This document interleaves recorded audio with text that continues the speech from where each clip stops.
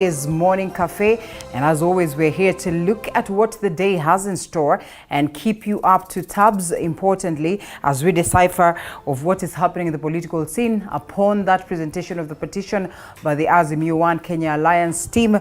Of course, a petition that has been filed by other quarters, but then again we'll be looking into the intrigues of it.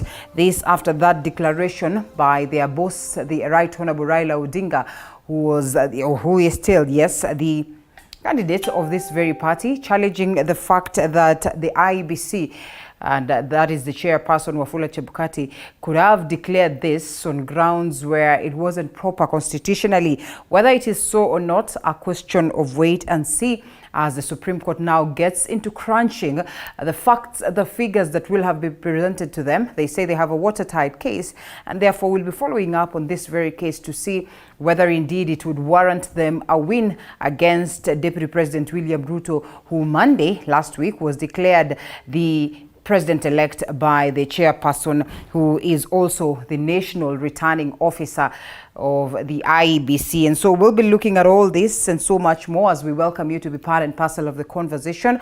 The hashtag is Morning Cafe at Linda_Lela TV47KE as well. The hashtag is Kenya Decides. We'll be unpacking what it is that you have to say as we continue to decipher this. It's my hope that you join me all the way to 10 a.m. Later on, we'll be getting into the world of health as to get to understand what goes into the pelvic floor and how you need to make yours strong. And we'll be giving you tips as to how you go about this. That is from one of the quarters of this nation in regards to the question of the health centers as well. We'll be talking about housing. Very, very important that we also get into this space. And as a new government is set to come on board, we also get to understand whether they will proceed with what President Uhuru Kenyatta speaks of affordable housing and so much more, and what's in store for the housing sector as Kenyans yearn to own their very own homes. All this we'll be doing right here, and it's my pleasure to take you through. My name is Linda_Lela. The broadcast begins right away. We have the Daily Nation, the standard newspaper, and we'll be looking at what they detail this morning. The front page of the Daily Nation as well as the front page of the standard newspaper, and then later on unpack the same with the gentlemen or the guests that I'll be having this morning to help me decipher on this. What is stolen? In a separate petition, Umtata says none of the candidates achieved the threshold. This is going to be interesting to watch. And remember, before we go to this level, we've been asking ourselves as to whether there's going to be a runoff because of the kind of support that these two gentlemen then would enjoy, Right Honorable Raila Odinga and Deputy President William Ruto, and now the president-elect. And of course, this petition presented to the courts by Okia Umtata could unravel some more as to what the IEBC was saying the other day. And the chairperson argued that the other commissioners were trying to force a runoff. So whether this holds water or not as well is something that is left for the courts to decide. Well, the smoking guy is out, and in bombshell petition to the Supreme Court, the Right Honorable Raila Odinga exposes what he says was a well-oiled scheme to rig this year's election, and including the recruitment of hackers to infiltrate the results portal, and as well alter forms, and the inflation of votes in favor of Ruto that is across the different parts of the country. Whether his petitions then would hold. One of the things that we'll be looking at, of course, all these individuals, the Right Honorable Raila Odinga, Deputy President William Ruto, and we also have Wafula Chebukati, who's the chair of the IEBC, will have representatives, legal minds that speak on their behalf, and therefore we'll see how they battle it out in court successfully or unsuccessfully for whoever. Remember, the win of Deputy President William Ruto, who's now the president-elect, was by around 50.49%. That declaration was made on such basis against Raila's, who had 48 point something. And so we just get to understand whether, yes, this was valid in regards to the numbers, or what the other commissioners, the four commissioners, are raising valid reasons that would warrant nullification of this very process. And on the back page, Kenya Pipeline 636% rise in tariffs for faring fuel. And this is what I am talking about when I say on the back page. Yes, it's a story that has been captured on the back page of the Daily Nation. This would result in an increase that is in the storage and transportation costs by about 36% over a 3-year period. And of course, that is on the question of cost. Pipeline Farm wants about tariffs changed for ferrying and also for storing fuel raised by this 36%, which may lead to higher pump prices. And of course, then this automatically weighs down on Kenyans.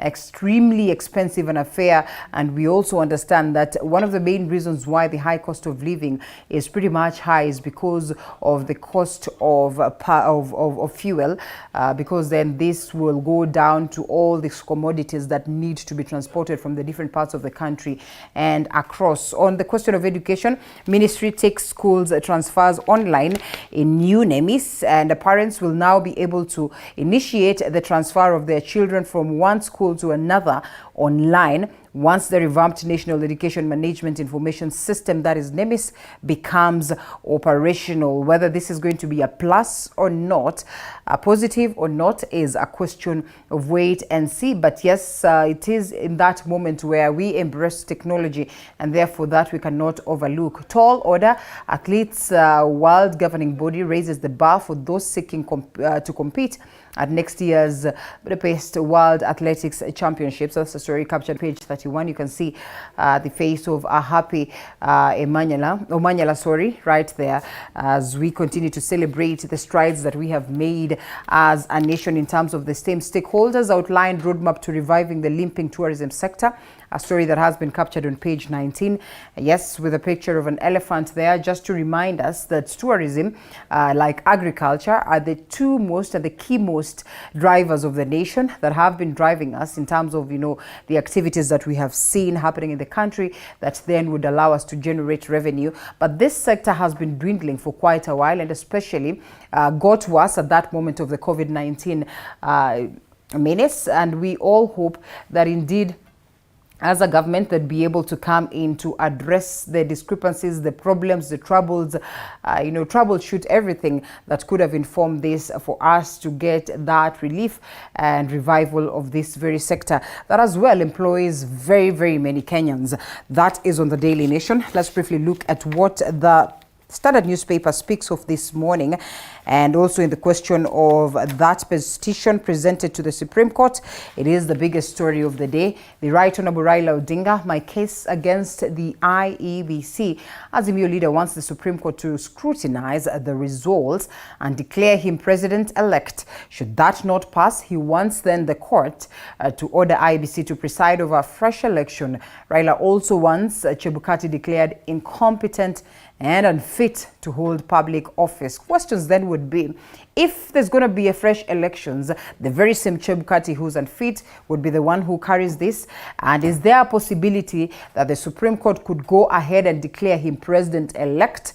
Or then we have to go for a fresh election as declared by the Constitution? This is what pundits continue to unpack as we also await to see what will be the verdict of the Supreme Court judges within 14 days. And then as a nation, we know what way forward. Remember, we're coming from a time where we also had another petition filed by Right Honorable Raila Odinga under the outfit NASA then, that is in 2017, that, got the president of, that got the results of the presidency, and the declaration that President Uhuru Kenyatta was the president-elect nullified, and of course the Supreme Court ordered for us to go for a fresh election, which he later boycotted. And so we come from this historic moment and we see whether indeed this time around the Supreme Court as well will find it necessary for such processes to take a center stage. This is a story that has been captured on page 2, 3, 4, 5, 6, 7, and 8 of the Standard newspaper. The magnitude of it. It is what will be informing the better part of the week, walking into next week and to early September as the nation awaits this crucial verdict. Wetangula basks in glory of messy divorce. A story capture on page 12 also. An interesting piece also as we appreciate Papa Aroma as to what it is that he said, well, as many would call him. That is Moses Wetangula having delivered so much so in terms of votes from Bungoma for Deputy President William Ruto, one person that has hugely been celebrated, and we're looking at an individual who's likely to be the Speaker of the National Assembly. Assembly in the event that the Kenya Kwanza win is upheld in courts. And these are the case stories: a blow to help over interest on student loans. And yes, judge directs lender not to charge more than 2 times of what was borrowed as interest and penalties. Ruling will see defaulters pay much less. That's the story captured on page 13. And we all understand the difficulties that come along with that, especially for students really who have cleared school and have not been lucky enough to secure job opportunities. And then they are declared defaulters if they're not able to manage to service this loan, and especially at this time when the interests were extremely expensive. Those are the key stories. So we'll be looking at so much more that stories that are in the inside, as well as engage the individuals that I'll be having this morning for this very session to help us unpack on the same. We briefly take a look at the stories that have been prepared right here with the editorial team. And the Kenya Manufacturers Association has appointed Anthony Mwangi as the Chief Executive Officer, while acting CEO Tobias Alando will take over as the Chief Operating Officer. And according to KAM Chairperson Rajan Shah, Mwangi's appointment will be greatly beneficial to the company as he brings on board a wealth of experience and expertise, having more than 20 years of experience in public policy, government relations, stakeholder engagement, and other fields. The incoming CEO Mwangi is committed to increase the efficiency and productivity of the local manufacturing sector and to keep advocating for an enabling business environment within the country.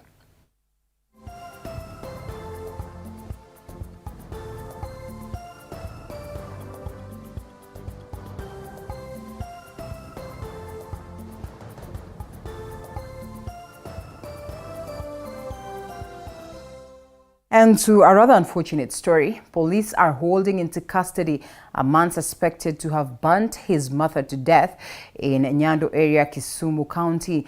The body of the deceased, who was the deputy head teacher at Migingo Girls Secondary, is said to have been found in her house Sunday night, burnt beyond recognition.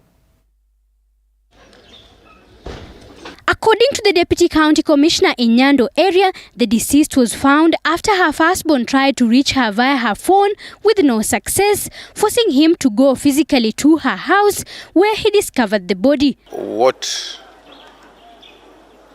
was discovered was that we found that our deputy principal, who was called Madam Roslyn Nyawanda, was found dead in her house. And the body was burnt. Of course, we promptly informed the police, who came to the site, and the investigations has been handed over to the police to find out what exactly happened. Police further said that the main suspect, who is also one of the deceased children, is said to have been found relaxing next to the body. What we know is that on Saturday night, he had a son in the house, and there were only 2 of them in the house. Therefore, the son became a suspect, and the son is in the hands of the police as the investigations are going on. KUPPET members from Kisumu branch have condemned the incident and called for quick and thorough investigation into the matter. This happening has never happened in Kisumu. We condemn it in the strongest term possible. We remind the security apparatus in this country that they should leave no stone unturned. It is obvious the boy killed the mother. It is obvious the boy tried to hide evidence. And it is obvious the security situation in most public boarding schools sometimes are relaxed and don't patrol the staff quarters. Zainab Mohammed, T47. Well, the National Education Management Information System, a program used in registration of learners in schools, has been improved to include services that would enable the Ministry of Education keep track of the projects undertaken in schools, which will help fight corruption in the sector. The piloting of the system begins Monday next week.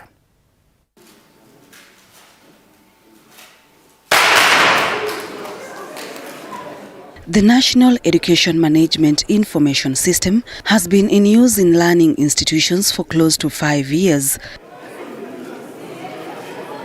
Basically, learners will be registered or transferred from their schools to other schools through it. But NEMIS has been improved to be able to perform other services.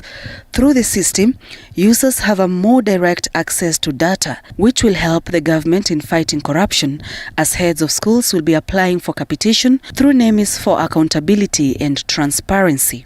We are not pointing fingers at anybody, but when you know that whatever you are doing is being seen, if you are a thief, you don't come and pickpocket me when I'm seeing you. You want to come and pickpocket me when I'm not seeing you. So it's good we are already going back to the right track. But infrastructure management by head teachers and principals has also been facilitated on the system to aid the ministry to ensure that we get value for money. We can now watch if you are building a boarding house at Kanyenyaini, which is my district, and it is Kanyenyaini Secondary School, and you are building a boarding house for 750 people there. We can log in and see how you are doing it. If you wanted to hide, like as was in the past, where we have 10 shillings, and we want to use that 10 shillings to build a classroom at Kapsabet Boys High School, but Kapsabet Boys High School has an extra capacity, we will see that and we will catch you and take you to jail. This is what this system has done. But in the past, excuse me please, you have money, you want to build labs or classrooms, and we collectively look for schools which have those excess capacities and try to rebuild them again. For example, there was a school that had 11 extra classrooms and was allocated money to build another 11 classrooms.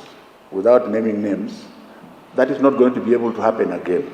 Parents have a role in the upgraded NEMIS, and that is they can be able to initiate transfers of their children from one school to another. Learners' attendance, newly introduced in the CBC curriculum, will also be available on NEMIS. Registration of schools can also be initiated on the system. So this is a very powerful addition to NEMIS, which is removing the human role, because when you remove the human role, then you become more accountable. And that brings me to the third point, which is the accountability and transparency around capitation and funds application processes. I, as Professor Magoha, has taken all the bullets. Of course, the minister has to take all the bullets for all the faults of the previous system. You inherit the good, the old, and the ugly. And I cannot blame anyone.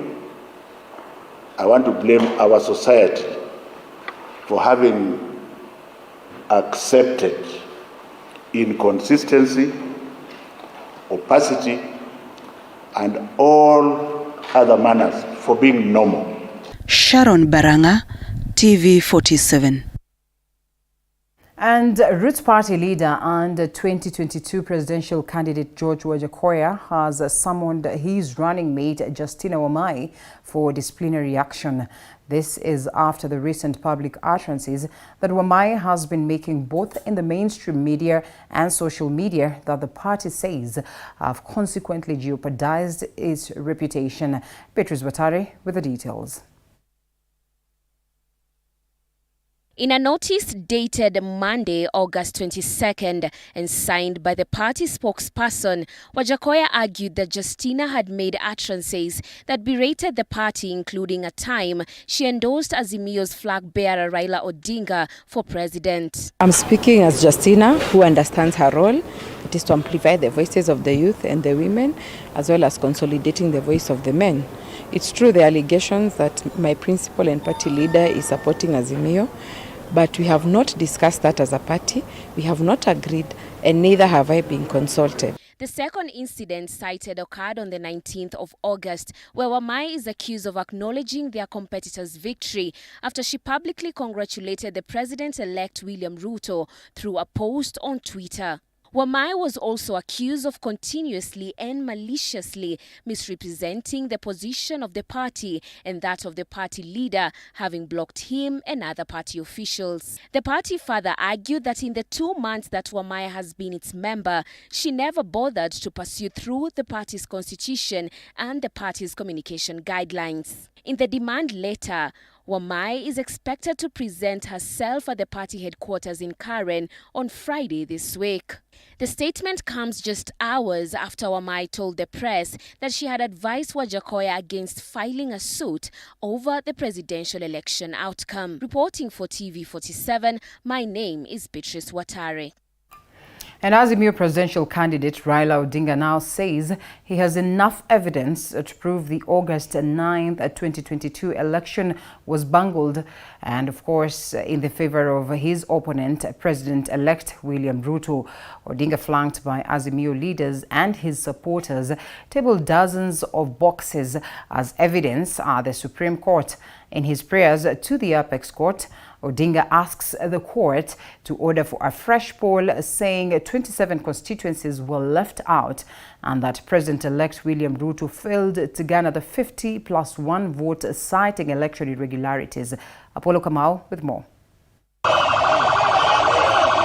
Azimio presidential candidate Raila Odinga, flanked by his supporters, made good his threat to challenge President-elect William Ruto's victory, to table what he says is solid evidence delivered in a dozen of boxes and ferried by a truck at the country's Supreme Court. Tumepata ushahidi ambayo itaibisha kila mtu.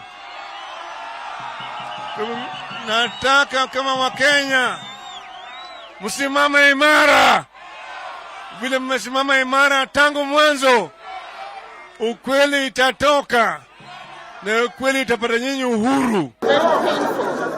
Odinga and Karua petition puts IEBC Chairman Wafula Chebukati in the center of poll irregularities, where they argue 27 constituencies were omitted in the final tally, stating Deputy President William Ruto failed to achieve the 50+1 constitutional threshold required to win the poll.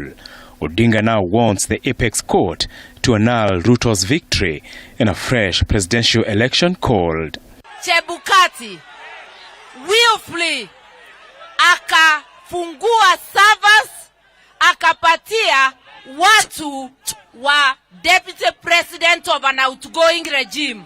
The petition singles out Chebukati, Commissioners Bolu Moya, Abdi Gulie, and President-elect William Ruto for committing election offences, asking the court to declare Chebukati as unfit to hold public office. Nzito, hata nzito kushinda 2017. Nzito. Ushahidi utakaopelekwa, utakaotolewa, utashangaza Kenya na ulimwengu mzima.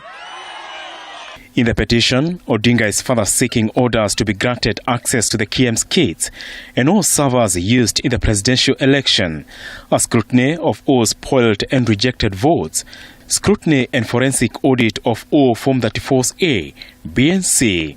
Apart from the Odinga Karua petition, 9 other petitions were also filed by interested parties ahead of a crucial ruling to be delivered on the 4th of September. Azimio's petition filing at the Supreme Court was not just a protest against the August 9 vote, but the final quest for justice to have the election annulled. Apol Kamal, TV47 at the Milimani Law Courts. All right, that forms the basis of our conversation this morning. But before we get to it, Azimio la Umoja One Kenya Chief Raila Odinga has appealed to his supporters to maintain peace as they wait for the decision of the Supreme Court on the petition against President-elect William Ruto's win. And as Micah Gungo reports, Odinga castigated Ruto for allegedly bribing leaders elected under the Azimio umbrella to join his Kenya Kwanza Alliance political faction. Few hours after filing a petition at the Supreme Court against presidential results declared by IEBC Chairman Wafula Chebukati a week ago, Odinga mingled with his supporters in Milimani, Nairobi. He urged them to remain peaceful as Azimio case is heard at the Supreme Court. Nataka kama Wakenya msimame imara. Vile mmesimama imara tangu mwanzo, ukweli itatoka na ukweli itapata nyinyi uhuru. The truth shall set you free. Tuko na imani tutapaulu, na yale uamuzi wa koti, hiyo ndio itakuwa ni ya mwisho. Lakini kama wakili ni muhakikishie kesi ni sawa sawa. Kama justice itangolewa na kuibiwa, basi ulinzi wetu utatoka wapi? Odinga's move was aimed at ensuring the peaceful coexistence in the country continues and psychologically prepare his supporters to accept the verdict of the 7-judge bench at the Apex Court. He seemingly warned the international community against what he termed as interfering with the keys, insisting that Kenyans can peacefully resolve their challenges arising from the electoral process. Marafiki wetu kutoka ng'ambo ambayo wako hapa, tungependa kuwasihi wawe na subira, wasijiingize katika mambo ya siasa ya kindani ya Kenya. Wache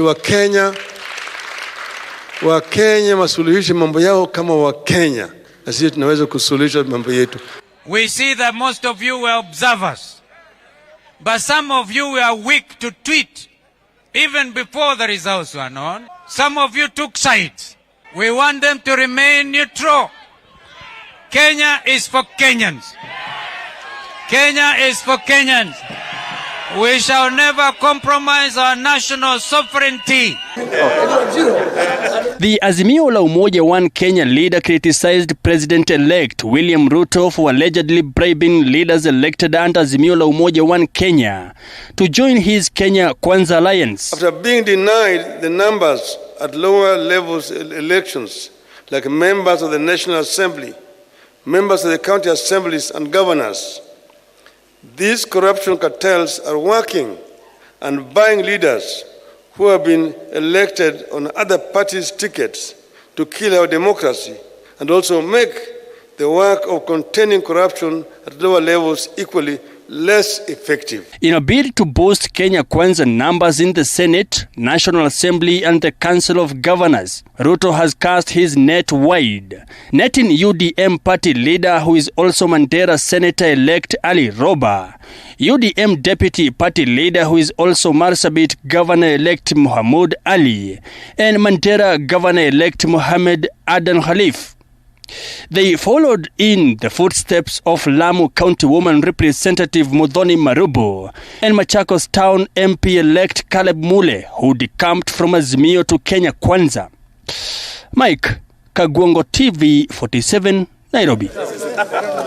And August 29th is a new date for the postponed election of 8 elective posts in different parts of the nation.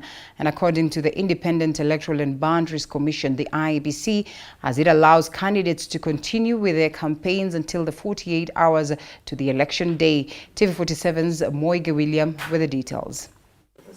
Reflect the true candidate. The poll body, led by its chairperson Wafula Chebukati, Monday held a consultative meeting with candidates of various elective seats in areas where polls were postponed to discuss a number of issues, among them the precise election date, where the 29th of August was settled on. Earlier, the Commission had announced suspension of elections in 8 electoral areas, setting by-elections for the 23rd of August before postponing the exercise for a second time, citing harassment and intimidation of staff. So generally the issues that are affecting all the candidates have been discussed and resolved. Ours is just to ask the candidates to campaign peacefully and for Kenyans in those areas to turn up in large numbers and vote for the candidates of their choice. The Commission regrets the inconveniences caused. This was caused due to unavoidable circumstances which have been explained to the candidates, and they appreciate the predicament where the Commission was. The affected areas are for gubernatorial positions in Kakamega and Mombasa, parliamentary elections in Kitui Rural, Kachiliba and Pokot South in West Pokot County, Rongai constituency in Nakuru County, together with the ward elections in Nyanki West ward in North Imenti in Meru County and Kwanjenga ward in Embakasi South, Nairobi County. Following an outcry from candidates during the meeting, IEBC has allowed candidates in the affected areas where elections were postponed to campaign for 4 more days. We have also allowed the candidates to do campaigns for the next 4 days and stopped for 48 hours before the election date on Monday 29th. Tuko tayari kwa uchaguzi, tumejipanga na nilikuwa tu hiyo siku kufika. Tutaitumia hizo siku 4 ambazo wametupa za campaign in the most effective way. The commissioner stated that preparations for the mini polls slated for next week are in top gear to ensure the exercise is a success. Initially, according to IEBC, the postponement of the election in the areas was occasioned by court orders and a mix-up in ballot materials contents. Ballot materials are already here. We are also in the process of preparing the KIMS kits to ensure they are in the various elective areas during this week. And the returning officer. You are watching TV 47, the home of untold stories. Of The Realtor. Now, new innovations has changed the perception on how people used to perceive recreation. Imagine doing snorkeling, doing surfing, doing chess, all this on a floating restaurant. Despite being visually impaired, he is a jack of all trades. It is our quest to find answers on how to take care of children with special needs and those with disability. You do not need to see musical notes to understand music, but rather to have your soul feel the vibe.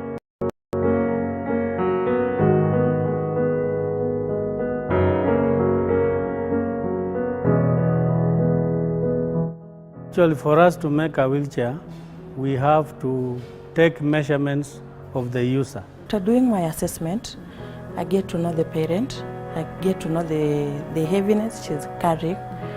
Disability comes at different stages of life.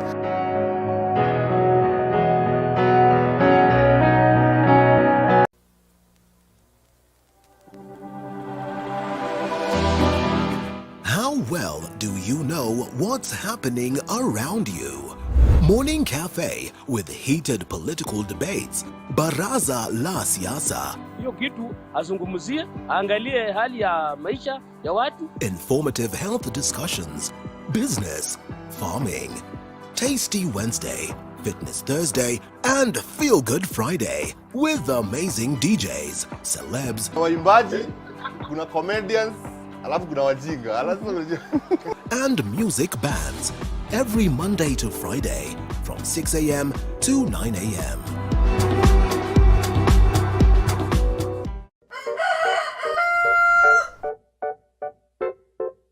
The next set of millionaires are farmers, as we know agriculture has been and still is the backbone of our economy. As we traverse the different counties to meet different farmers, we ensure to get the story of how they started farming and even how they continue to penetrate the market and overcome the challenges.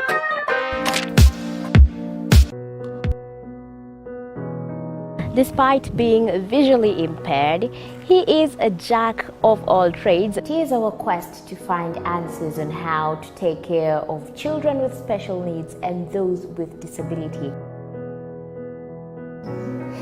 You do not need to see musical notes to understand music, but rather have lately proposed coal as a despite being visually impaired. As you see, all developed. Despite being visually impaired, he is a jack of all trades. It is our quest to find answers on how to take care of children with special needs and those with disability. You You do not need to see musical notes to understand music, but rather to have your soul feel the vibe.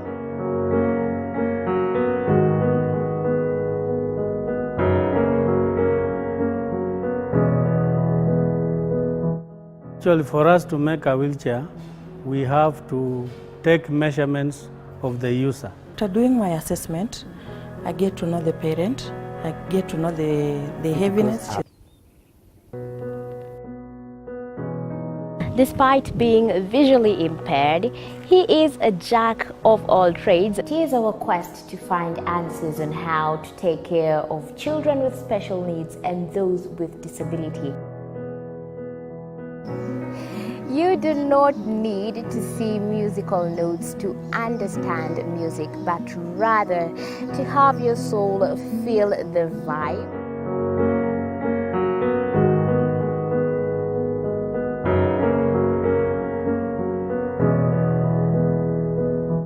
Actually, for us to make a wheelchair, we have to take measurements of the user. After doing my assessment, I get to know the parent, I get to know the heaviness she's carrying.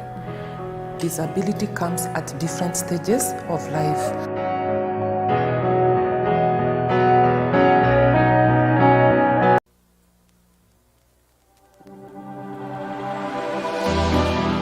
How well do you know what's happening around you? Morning Cafe with heated political debates. Baraza la Siasa. I have drawn an entry. Despite being visually impaired, he is a jack of all trades. It is our quest to find answers on how to take care of children with special needs and those with disability. You do not need to see musical notes to understand music, but rather to have your soul feel the vibe.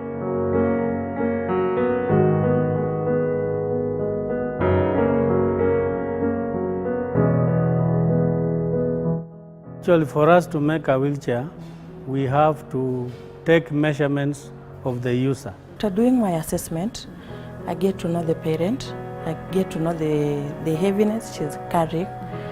Disability comes at different stages of life.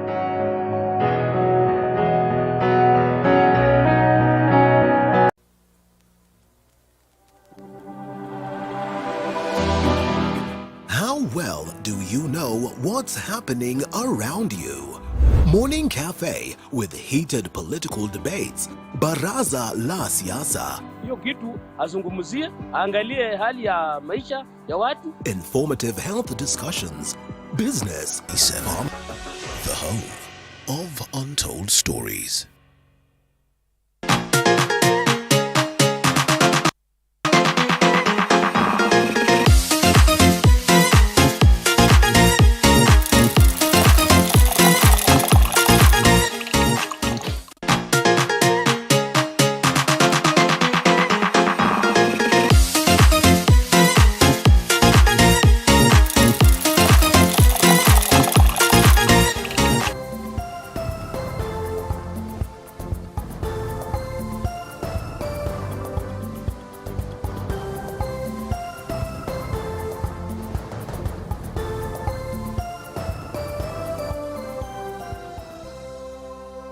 And welcome back. This is the moment where we get to the conversation. The gentlemen who are joining me for the same already set in studio, two of them, and we'll be having one joining us shortly as we get into this very important conversation. Remember, at this very moment, it's hugely about the Supreme Court petition, or the petition of the presidential vote and results as presented by the Azimio, One Kenya Alliance. Of course, different faces that are presenting this petition, but we all understand that this is upon that declaration by the Right Honorable Raila Odinga one day after Chebukati declared Deputy President William Ruto as the president-elect. And in addressing his supporters, the Right Honorable Raila Odinga says that they really do not have the confidence in how Chebukati handled this because it appeared as a one-man's affair. and therefore at this very point they are presenting their case to the Supreme Court to see to it that they would be considered, and perhaps we find a nullification of that declaration by Chebukati. Whether it is going to be successful or not is a question of wait and see. As they would say, they have watertight case, bundles and bundles and boxes of what they would call evidence presented to the Supreme Court yesterday, the very last day stipulated by the Constitution for this to be done. And they successfully managed to file this petition. And we get into the intrigues of it alongside the gentlemen that are here with us. And perhaps not to deliberate so much so on it because it's a matter that is in court. And as the legal brains would tell you, in such you do not deliberate much on. We leave it for the courts to unpack. But yes, we could be having discussions revolving around this matter. And so joining me for this very conversation is Dr. Duncan Ojwang, who is here with us this morning, Dean Law, African Nazarene University, as well as constitutional lawyer Paul Macharia. I think this is your area some more, and we are keen to understand your submissions on the same as we await for the verdict of the courts. Importantly, we will also have another constitutional lawyer, Murigi Kamande, joining us shortly. But the gentlemen that are here, as we also take a look at what the papers detail, and you realize that most of the pages of the papers speak of this very matter. And here we are, Wakili. The other time we had you on set, we all knew that the Right Honorable Raila Odinga is really going to make good his threat in terms of presenting this to the level of the Supreme Court. And yesterday, within the stipulated time of the Constitution, they successfully managed to present their petition to the Supreme Court. What would you make of this, and especially what we were treated to yesterday as they were presenting their petitions? One, as we had earlier mentioned, after the presidential election, which is held alongside general elections of the other leaders, whoever feels aggrieved has a constitutional right to challenge the results. These results are challenged by your filing a petition in the Supreme Court in the prescribed form. Previously, we saw the Chief Justice giving guidelines as to in terms of the timelines when the parties should file their petitions. And indeed, we saw around 7 individuals or 7 petitions have been filed. So we are expecting that the Supreme Court will act in speed. And based on the evidence stepped forward by the parties, of course, we said that as a basic provision of law, whoever alleges must prove.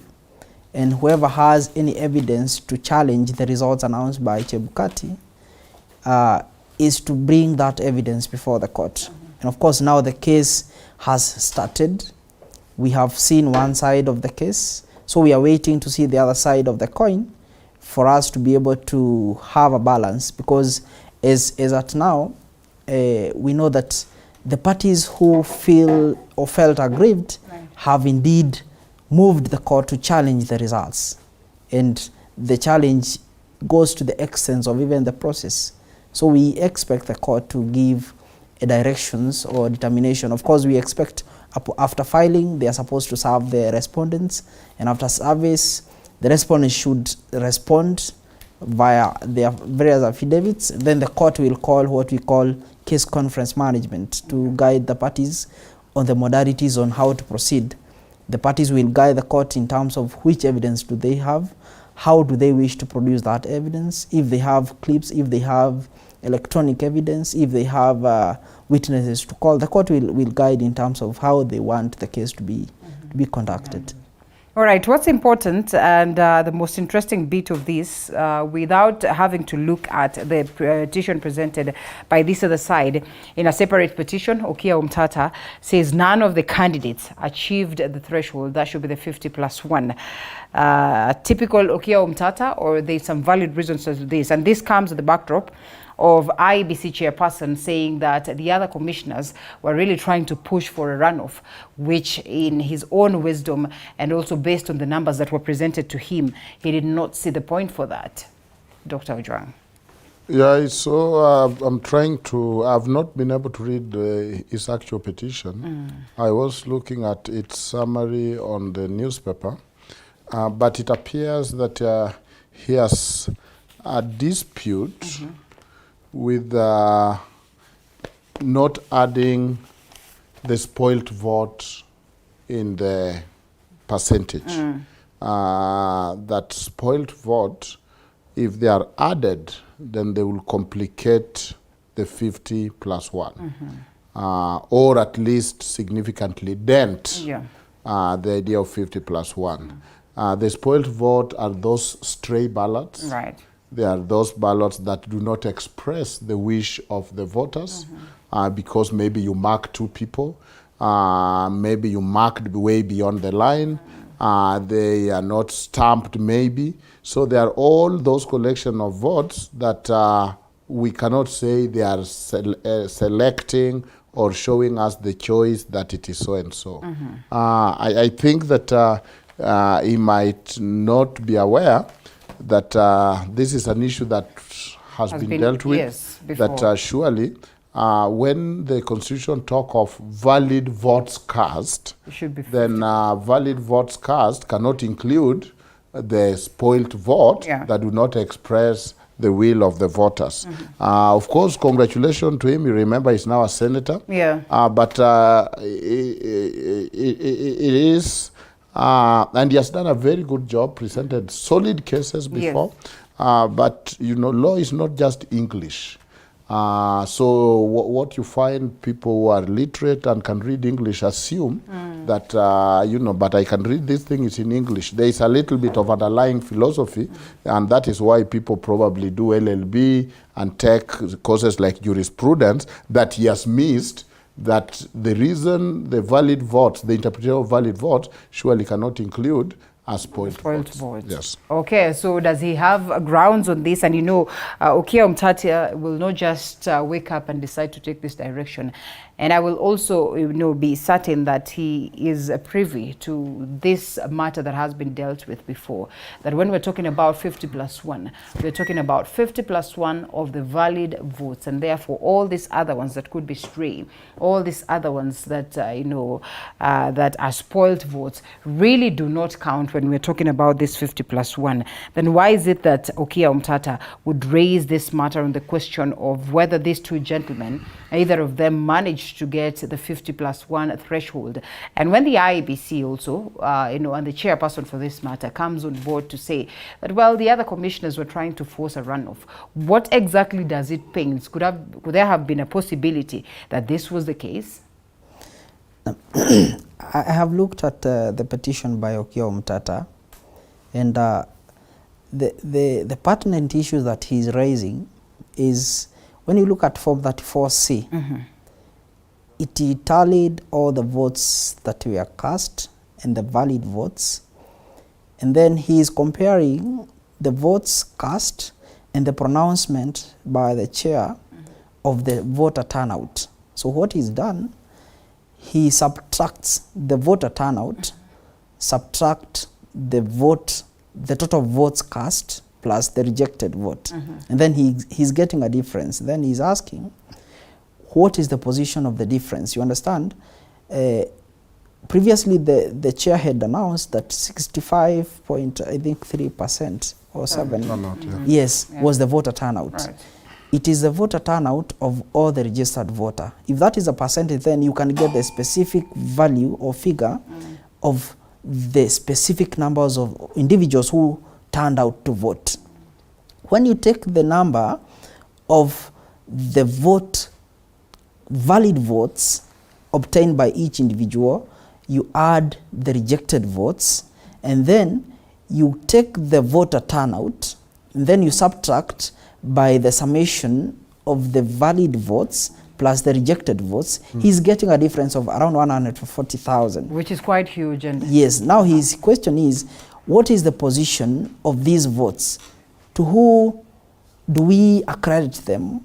And if at all it is to be included in the tally of the tally percentage of each individual. You know, as the percentage that Chebukati read out is out of the valid votes. Then, when you add 140,000 to the total number of the summation, then the percentage changes. Right. Because assuming Ruto got 7 million, then from the initial summation that was used to tally the percentage, you add 140,000, then the percentage will automatically change. Then his argument is, if that is the case, then no candidate obtained 50% plus 1 as required by the Constitution. And he says that commission did not factor in the votes of people who were identified manually. The activist claims in a petition that he filed yesterday. And so if at all we're going to go by this, first of all, we need to understand, again, it sits in the timelines of the 14 days, and therefore this declaration as well should be made within the same timelines. And so concurrently, they are heard. Now, what will happen, once the petitions have been filed now, they are supposed to be served upon the respondents. Then the court, of course, these are some of the issues that will be raised at the case conference. You see, in every petition, there are petitioners. Depending on the time of filing, the court can say, we can consolidate these petitions. Depending on the time of filing, then the petitioners will be as they filed, so that then we'll have a consolidated petition. Alternatively, the court can decide on how to proceed with those petitions. Those that raise similar issues can be consolidated. Those that raise different issues can be heard separately. The court has the liberty to decide on how to hear. What we know is that the challenge to the presidential election should be determined within 14 days after the filing. All right. Yes. Okay. And so let's come to this and perhaps just look at the intrigues of this. Do you suppose the Azimio One Kenya team, based on what it is that they present, really have a case? I have seen the likes of Kuria, saying that this case should be dismissed on the onset, because then it will take us through several court battles that really are not necessary, and they really do not have so much so to substantiate. They argue they have watertight evidence, and within these 14 days, the court will have managed to deliberate, look into the evidence, and perhaps, have them nullified, or have the election nullified, or judge this in favor of the deputy president. Of course, the Azimio side are, of course, saying they have put up their case, and they come in numerous versions, trying to, of course, go after the president-elect, the IEBC. What become interesting is how most of them are not very far from our usual diet in the social media. Yeah. That I was actually, I found it very surprised, and almost congratulating social media that, whatever has been in social media have dismissed as social media, have been weaved into most of this petition. Right. That does not mean that if you have your case, part of it in social media, it's not credible. But, at this point, Leila is like inviting us to your kitchen and saying, here are the ingredients that I plan to cook the cake with. And then I go there and I test a spoon of the flour, of sugar. I warm myself on the fire a little bit. I test the sugar and then the texture of the flour, and then I say this is going to be a good cake. It is difficult because I have to see how you have mixed them, and also how the other side have responded. So far we are seeing different ingredients lying in the counter. But I think that, so that we are not lost probably in the maze of the many petitions, remember overally, I think 2017 was very clear petition. Open the server, you have a computer algorithm, You declared the results before you received all the Form 34As. When we asked you for the Form 34As, you gave us photocopies. Why? Where are the originals? Without the security features. Yet we know this thing had serious security features. What were those you were providing to us on TV? That they were provisional results, they were simply text, they meant nothing. So this time, if you look at it, there are some issue about the portal, but it's not whether it was not open, because it was open for very long. In fact, others are saying, why open it? It was prone to hacking. Yes. You exposed it. Yeah. You are too much open with it. The Form 34As, the exercise that was going on for 4 days. Remember, Chebukati again and the commission again retallied from 34A. Yes. So even if 34B has a mistake, the engine and the DNA of this election is in the will of the people in 34As. You know, it's a time that I look at Ndungu dissent. You know, they say in law, today's dissent might be tomorrow's majority. And she's saying, you know, law cannot aid indolent. That if the Constitution gives you provision to have your agents have it, for crying aloud. You cannot come and then ask court to be your agent or to do things for you that you could not do. Okay. So your agent sat in Bomas, maybe you didn't have agent somewhere. It cannot look that you are just throwing anything on the wall and seeing what sticks. So, of course, we have not had response from the Kenya Kwanza side, from the IEBC. Maybe something to watch is, which I saw interesting, they sued the commissioner at individual capacity, basis, yes. Maybe to give avenue for the 4 that were there to come with their lawyer and answer. Yes. But remember, the law envisioned the commission. And therefore, I will find it very hard for court to talk of the commissioners individually, because you are not there in your capacity as an individual. It's a constitutional office. So I can talk of the tact. If such is the case, on such basis, will they then not sail through with this very case when they say that why is it that we have a commission, yet it is Chebukati who solely, you know, goes out. Right. Yes, on such basis. To take, and that is at the heart of the case, isn't it? Right. Because I was looking at even a Ghanaian case, almost mirror image. I thought that was very interesting. They cite Ndungu.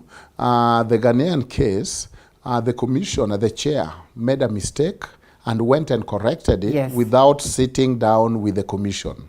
And so that went to the Supreme Court. And the Supreme Court of Ghana said, you know what, when law gives you power to do something, it envisions that you have all the powers to do what it attains. Yes. In fact, there is a similar article in Kenya Constitution. And we cannot have 2 or 3 returning officers. It has to be one, and that returning officer has those power, including to correct where they have made mistakes. And the question that preoccupied the Ghana Supreme Court case and concerned their effort was, and it was a very close election, 50 point something, so similar, was, did this person scrape through 50%? They don't have 50 plus 1, they have 50%. Yes. Did they make it? Because otherwise they were saying, you know what, it is not Chebukati's results. It is the Form 34A. And we will hate to see a situation where the commissioners again sit and say, what do we do with these results? Because that now opened the canvassing and the bargaining, where you are finding the allegation that others are saying, please, can we tweak here and there. All right.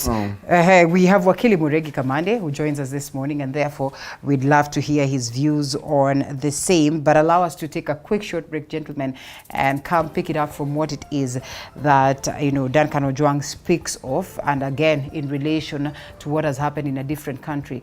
Remember, even in the case of BBI, we have had citations of what has played out in different countries, and therefore this we cannot overlook. But that should be after this break.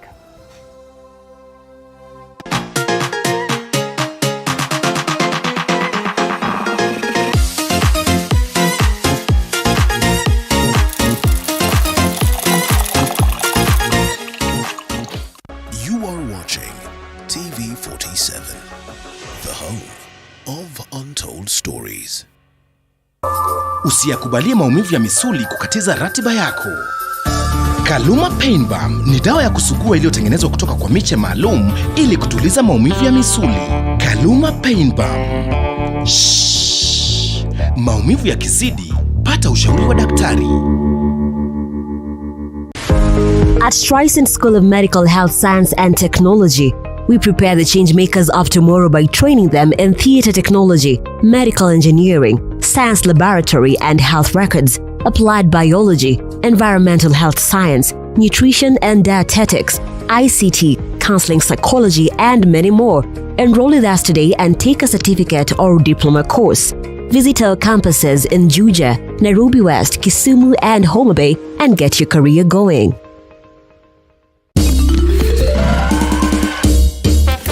Sona moja ime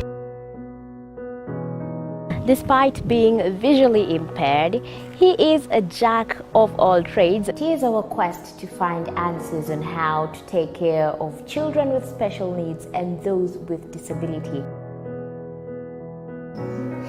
You do not need to see musical notes to understand music, but rather to have your soul feel the vibe.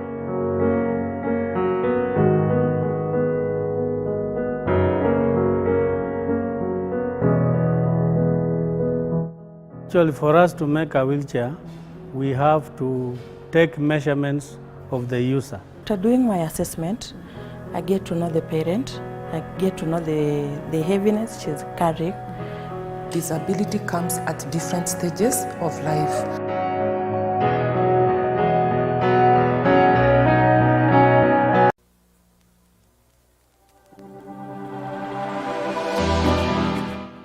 Well, do you know what's happening around you? Morning Cafe with heated political debates. Baraza la Siasa. Hiyo kitu azungumzie, angalie hali ya maisha ya watu. Informative health discussions. Business, farming. Tasty Wednesday, Fitness Thursday, and Feel Good Friday with amazing DJs, celebs, waimbaji.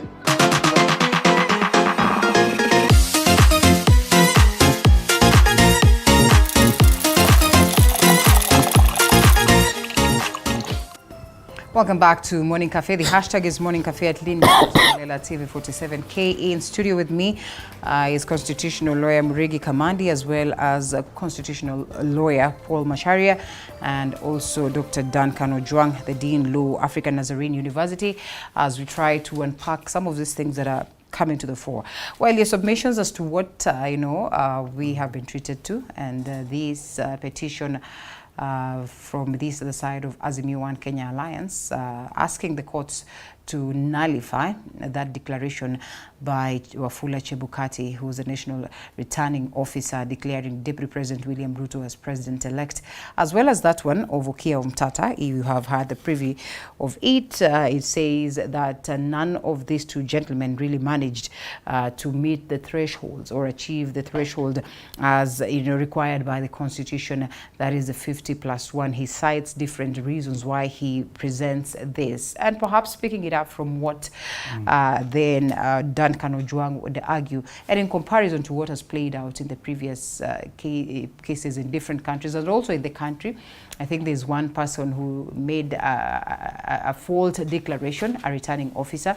Of course, we saw a senator serving for about 2 years, and then upon that declaration of the courts, then this person or this returning officer acknowledges that they did a mistake in this very one.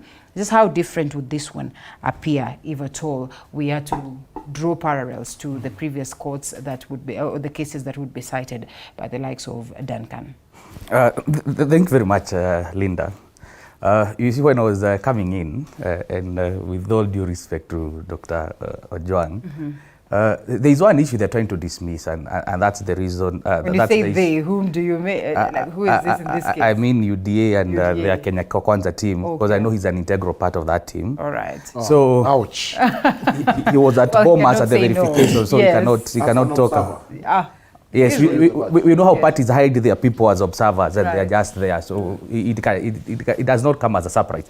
But this is what I'll tell you. Dr. Duncan knows something, that the basis upon which spoilt votes have been rejected was a decision in 2013 where Moses Kuria, Jamatia and Dennis Itumbi, at that point when President Uhuru was at the verge of losing by virtue of the number of spoiled votes, they approached the Supreme Court, and on the basis of that petition they got an opinion that spoiled votes cannot count and is supposed to be considered as rejected ballots. But the truth of the matter is Article 138 4A talks about total votes cast. It does not mention total valid votes cast. So it was an issue of interpretation of the Supreme Court. And knowing this, and this is the law, that the Supreme Court is not bound by any of its previous decisions. You can pester that Supreme Court until it changes its position on an issue of law. And therefore, or the question now that has been raised, and you see the issue of what is the role of the so-called rejected ballots and whether they need to be scrutinized runs across almost 4 petitions. So it will be one of the main issues that I believe the Supreme Court will settle on. Wakili, yes. One of the reasons or one of the things that gives them the energy to proceed and petition this declaration, that is the Azimio One Kenya team, yes, is that they cite hugely, and also the commissioners have cited the Maina Kiai case. Yes, yes. And therefore, on such basis, they say, well, so much power accorded to one individual should not be so. If they're going to use this to substantiate or to make their case, then why is it that in this case, what was used in 2013 cannot be used again in this particular matter? You see, what you're saying is this, that precedent is supposed to be there for the stability of the law. Okay. Yeah. So there is not just stability, that you can predictability of the law, that before you approach court, you know that this is the position that the law speaks to. Yeah. And that's the reason why, if you see in 2017, the Supreme Court, in its own wisdom and in reliance on, for example, because Maina Kiai was a decision that was arrived at by the Court of Appeal, and the Supreme Court actually relied upon it at length in its decision at the 2017 petition. So that's what I'm saying, that although that position is not binding, the court can change its opinion on an issue, or it can still stick with its own. This is a Supreme Court. Yes, it is not bound by any of the decisions, including by its own decisions. So its opinion can change. All right. So it is upon the parties to decide that you are going to rely on Maina Kiai, we are going to rely on Raila 2017, we are going to rely on Dennis Itumbi 2013 on the position of the spoiled votes and all that. So what matters is how will you present your case and convince the court to change its position on this particular matter. So it's not an issue just to dismiss. It's an issue that cannot just be dismissed, considering that the express words of Article 138.4a is the total votes cast. Okay. Yes. 138.4a says, and say, let's just start from 138.4. A candidate shall be declared elected as president if the candidate receives more than half of all the votes cast in the election. All the votes cast in an election. If you look at Form 34As, the Form 34A had 2 columns. Yes? On the right column, the first section, you had the 4 candidates with all the totals that they got, and the summation on the right. Yes. On the left side, just below that, you have a tabulation of all the total register. Actually, the first column was the first row was the total number of registered voters, and then rejected ballots was next. Okay. Yes, and then total valid votes cast, and then the total of them. All of them are submitted. They are submitted there. Now the question would be that would arise: should the 50% plus 1 be based on the total of all the votes cast, or the total of all the valid votes cast? Okay. On these, what we have is we already have a settled position of law. Yes. And that is what I believe the other side would be relying on, that you cannot, anything that is categorized as a rejected ballot is not a vote. You will notice even on the forms, they are categorized as rejected ballots. And Dr. Ojwang has explained it so well. So you have stray ballots, you have spoiled votes, all of them. But the question I believe the Supreme Court will be asking herself is, when I come to a polling station and I pick a ballot paper, yes, and decide that I'm going to cross out all of them. Yeah. Have I expressed my will? You have. I have expressed my will. Yes. Where should my will? My will is that I do not want any of them. Want all of these people. The will is that I do not want any of them. I've expressed my will that I do not want any of them. I actually cross. I've expressed my will. I've expressed my will at the ballot, and that will should be respected. Should be considered. Yes. And I believe that's an argument that will be presented there. Right. It is not just a casual. You see, it was not a critical issue during the 2013 matter. Yeah. It was an issue that was presented. It was actually the petition number 1 in 2013 at that point. And it was for purposes of using the law at this point as a sword. You are going there knowing that if the competition will be based on the total votes, then there was a likelihood that the 50,000 with which President Uhuru Kenyatta passed the 50% plus 1 mark would not have been attainable. Okay. And now, one of the other issues that people are not speaking about is that petition, what they are requesting for, is not in addition for the consideration of these votes. Okay. Scrutiny of the rejected ballots. Okay. And I can tell you why. Mischief. And the mischief is this one. For me to lower the bar of achieving 50% plus 1, what will I do? Yes, I can orchestrate a program where my opponent's votes, yes, if there is any question about my opponent's votes, all of them are declared as rejected ballots. Okay. In this sense, what will I have done? I'll have achieved 2 things. Okay. I'll have lowered the percentage because the rejected ballots will not have been. I will have lowered the percentage, and then at the same time, I will have a head start. Okay.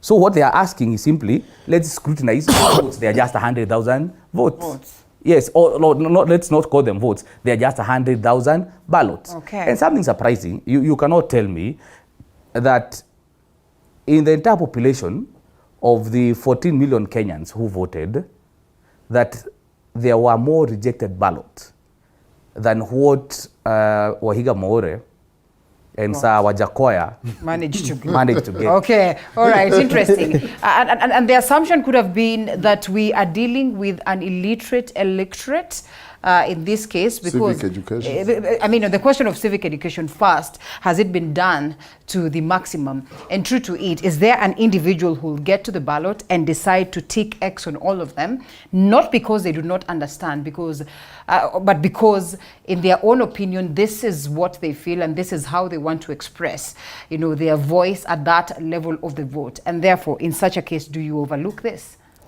So, Wakili has raised a very interesting angle that a voter would go to a polling station and cancel all the candidates. And so that should be counted. And that should be counted. Yeah. My reasoning is, of course, the beauty of the laws that we have, they are meant, in everything that IEBC does, there are principles and guidelines on how to do things. If you allow everyone to do as they like, it may be so difficult for you to harmonize the results you want. Of course, when you go to a polling station, you want to get a winner and a loser. Then, if that is your objective as the commission, then you have to guide people on how that objective can be achieved. If you say that, yes, I agree, when an individual cancels all the votes that have, all the candidates that have been given, the question would be, was that their legitimate expression of their will?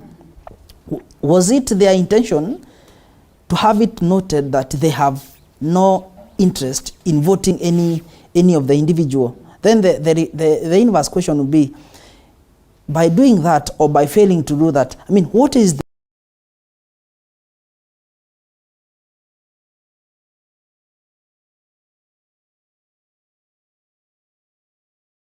the vote?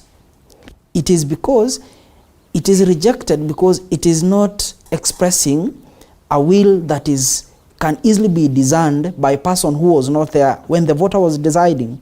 Of course, the voter is to decide among all the individuals given, who are they voting in? When they vote, when they put a mark on all the candidates, it will be so difficult for you to definitively tell this is what they wanted. And then what is the effect? Assume, at times, Wakil has mentioned about the mischief, about maybe making that your competitor fails or not. The system on how election is conducted. One, every candidate is expected to have an agent at the polling station. That agent is supposed to oversee everything that is happening and notify their principal, being the candidate. At the time of tallying and counting the votes, the agent is supposed to be there. If there is anything that they feel they object, when it comes to counting the votes, the presiding officer will show all the agents the votes that have been cast, so that they make a decision. Where do we place this? Do we agree we put it to candidate A? Do we agree we put to candidate B? Or do we agree it is rejected? If they are not in agreement with the decision of the presiding officer, they will indicate their dissatisfaction in Form 34A. So when the argument is that this individual might have made some collusion to single out or to make some moves to disfavor an individual, then that issue needs to be interrogated, because it's affecting the integrity of the process. Ultimately, the voter, it is the role of the IEBC to conduct civic education. And I think the issue of civic education, it is not the first time it is going to be raised. You remember during the BBI debate, it was adversely raised as to whether there was meaningful public participation to the persons who you wanted to vote for or against the proposals that were in the BBI. So I think as a nation we need to further interrogate how far have we educated the basic voter, the voter who has the minimum qualification in terms of education, in terms of the financial capability. How much have we empowered them so that they can be able to make a decision that it can be discerned by any person who want to help them? Because the voting is employing the persons you want to lead, you want them to lead you in the next 5 years. When you are employing a person, you can't disqualify all the persons you want to employ. You have to have a decision of the persons you want to employ. Then you need to be informed of the criteria on who to employ and how to employ them. So I think the extent of civic education, yes, I believe there has been much progress, even in terms of what the voters are expressing. But I think there is much to be done, and the state is responsible for doing that. Well, this then should change the IEBC's position, and especially when you talk about civic education, there's been a general feel that this has not been done much, and therefore some of these arguments that are raised by Wakili Murigi here could successfully see the light of day, because then the voter will come out to say that, well, this is the much I could express what it is that I feel needed to be expressed, and therefore it is not proper for you to overlook this. And while civic education is crucial, we also need to understand that the electorate is not as illiterate, and therefore there is that general knowledge at least on what is expected of them once they go out there to cast that ballot. So how do they get themselves off this hook, the IEBC? Of course, IEBC have cried for that they are underfunded or funded out of season by the government, and that is deliberately. But the voters that Wakili was describing sound to me not as the candidate for civic education, but people who are deliberate, isn't it? Yes. Because otherwise that is why we can say that is the will they were expressing. So it's not a mistake. Only that when you tick you are saying, I've chose Duncan. It cannot be interpreted that you did not choose Duncan. So the confusion becomes you chose so many people. It cannot be turned to say you hated all these people. It might be going on in your heart and mind. Yes. Just like maybe a young man who is in love with two ladies, but has to make a choice whom to marry.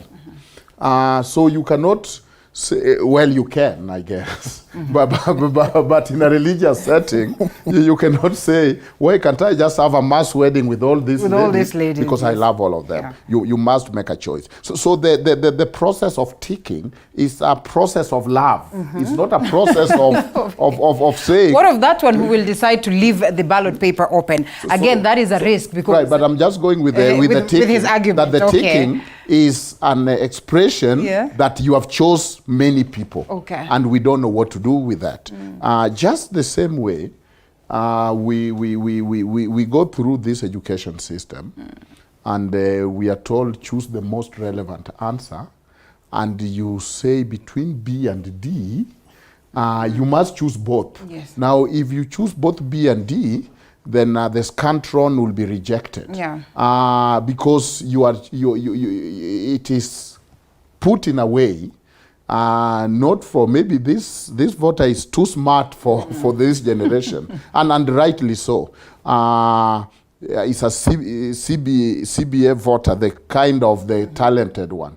But the way you pick A or B, you cannot say, A is right and B is right. And sometimes they are usually almost all right. So number two, so what is the difference then with the person who stayed home because he does not like either of them? Then count that too.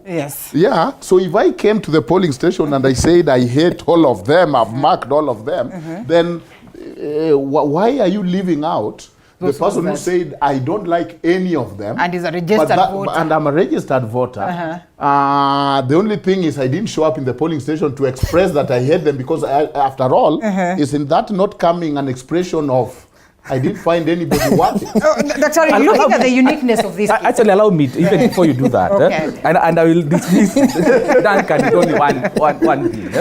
Is that the difference between the person who stays at home, the person who presents themselves to the polling station and at the booth, is that they cast a vote. They cast. The essence of casting is dropping. The moment you mark, you drop into that box. You've cast a vote.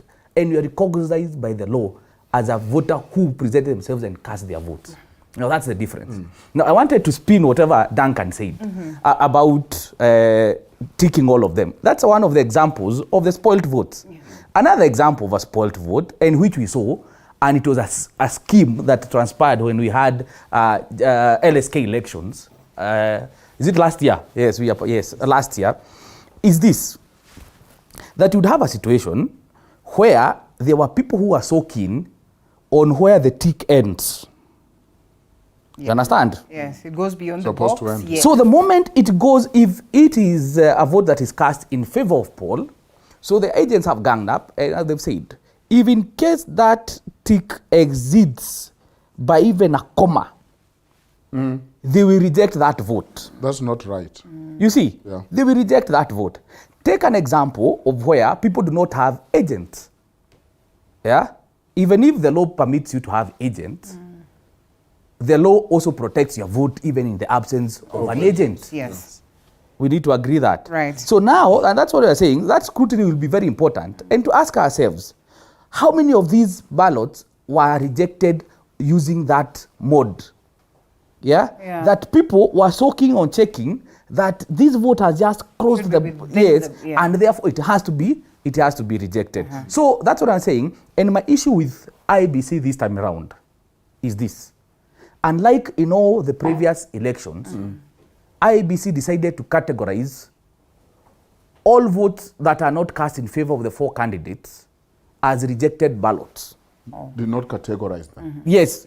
You see, previously, they would categorize them as spoiled votes, stray ballots, and also expressly rejected ballot. Because one, a ballot that does not have a stamp that cannot count. It is not even a vote. Okay. That is true. If it is not stamped by the IEBC, right? Yes. Yeah. One that is not genuine cannot count as a ballot. But if you find a stamp that is genuine, a ballot paper that is genuine, it is stamped by the IEBC, it has been crossed, but it has been dropped. If you are voting for the presidency, you've dropped it at the MCA, then that is a stray ballot, and then you categorize that as a rejected ballot. But now we have this crucial category of rejected votes. Yeah. Rejected or whatever they call spoiled votes now. Yes, those spoiled votes, you could, and I believe that at this point, when you have such a close election, it is for the court to scrutinize those votes and for explanations to be given. For example, why you have such a high number of rejected ballots. Are the majority of them spoiled votes? Are majority of them stray ballots? Are majority of them rejected ballots? Okay. I will tell you one thing. Majority of these 100 and or is it 130 or something votes? Yes, are spoiled. 113. Yes, 113. They are what we call, quote unquote, spoiled votes. Okay. And if you look at them, there's a very likelihood there's a pattern for that rejection. This is very good. You know, this is the time we're having the lowest amount of votes there. Of this. Yes. The other time, it was 145,000 when Kuria went to court. Yes. Actually, it was going to be the third candidate, because Martha had 45,000. The rejected votes were 145,000. Yes. This time, actually, the pattern is opposite, that we are seeing less. So that in terms of even civic education, you can say that at least Kenyans are decreasing that spoiling of ballot. It is the lowest. Yes. So that is number one. So then, if it is the lowest, then how does it now raise more suspicion than the rest of other previous election? And number two is that outrightly, every candidate is entitled to their vote being protected. But you see, a court cannot become your agent. There is a role, Ndungu dissent, remember Ndungu dissent? That, no. Surely, you cannot expect a court to now to do what your agent should have done. To come, scrutinize, and to converse about you and what is due. It sounds within these 14 days, and actually it is probably 7 days of working, for court to now climb with you every tree to see what falls on your behalf. So there is two lies in one sentence that is making. That one, they were deliberate. All right. He hopes it's deliberate, but we don't know whether they're deliberate. And number two, that they were in favor of a specific candidate. So he's making two lies in one sentence. You know, this is not common. Okay, let's take a short break and then come back on that very note and unpack some more on this very matter after this short break.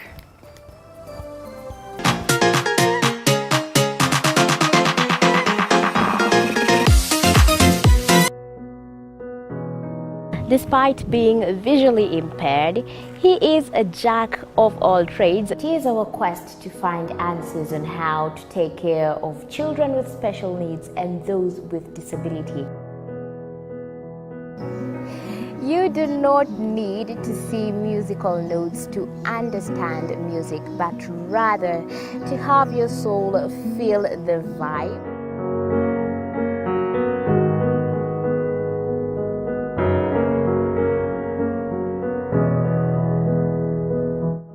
Actually, for us to make a wheelchair, we have to take measurements of the user. After doing my assessment, I get to know the parent, I get to know the heaviness she's carrying.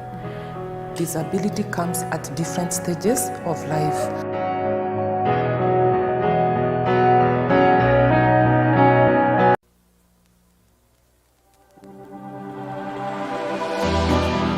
How well do you know what what's happening around you. Morning Cafe with heated political debates. Baraza la Siasa. Hiyo kitu azungumzie, angalie hali ya maisha ya watu. Informative health discussions. Business, farming. Tasty Wednesday, Fitness Thursday, and Feel Good Friday with amazing DJs, celebs, waimbaji, kuna comedians, alafu kuna wajinga, and music bands every Monday to Friday from 6 a.m. to 9 a.m.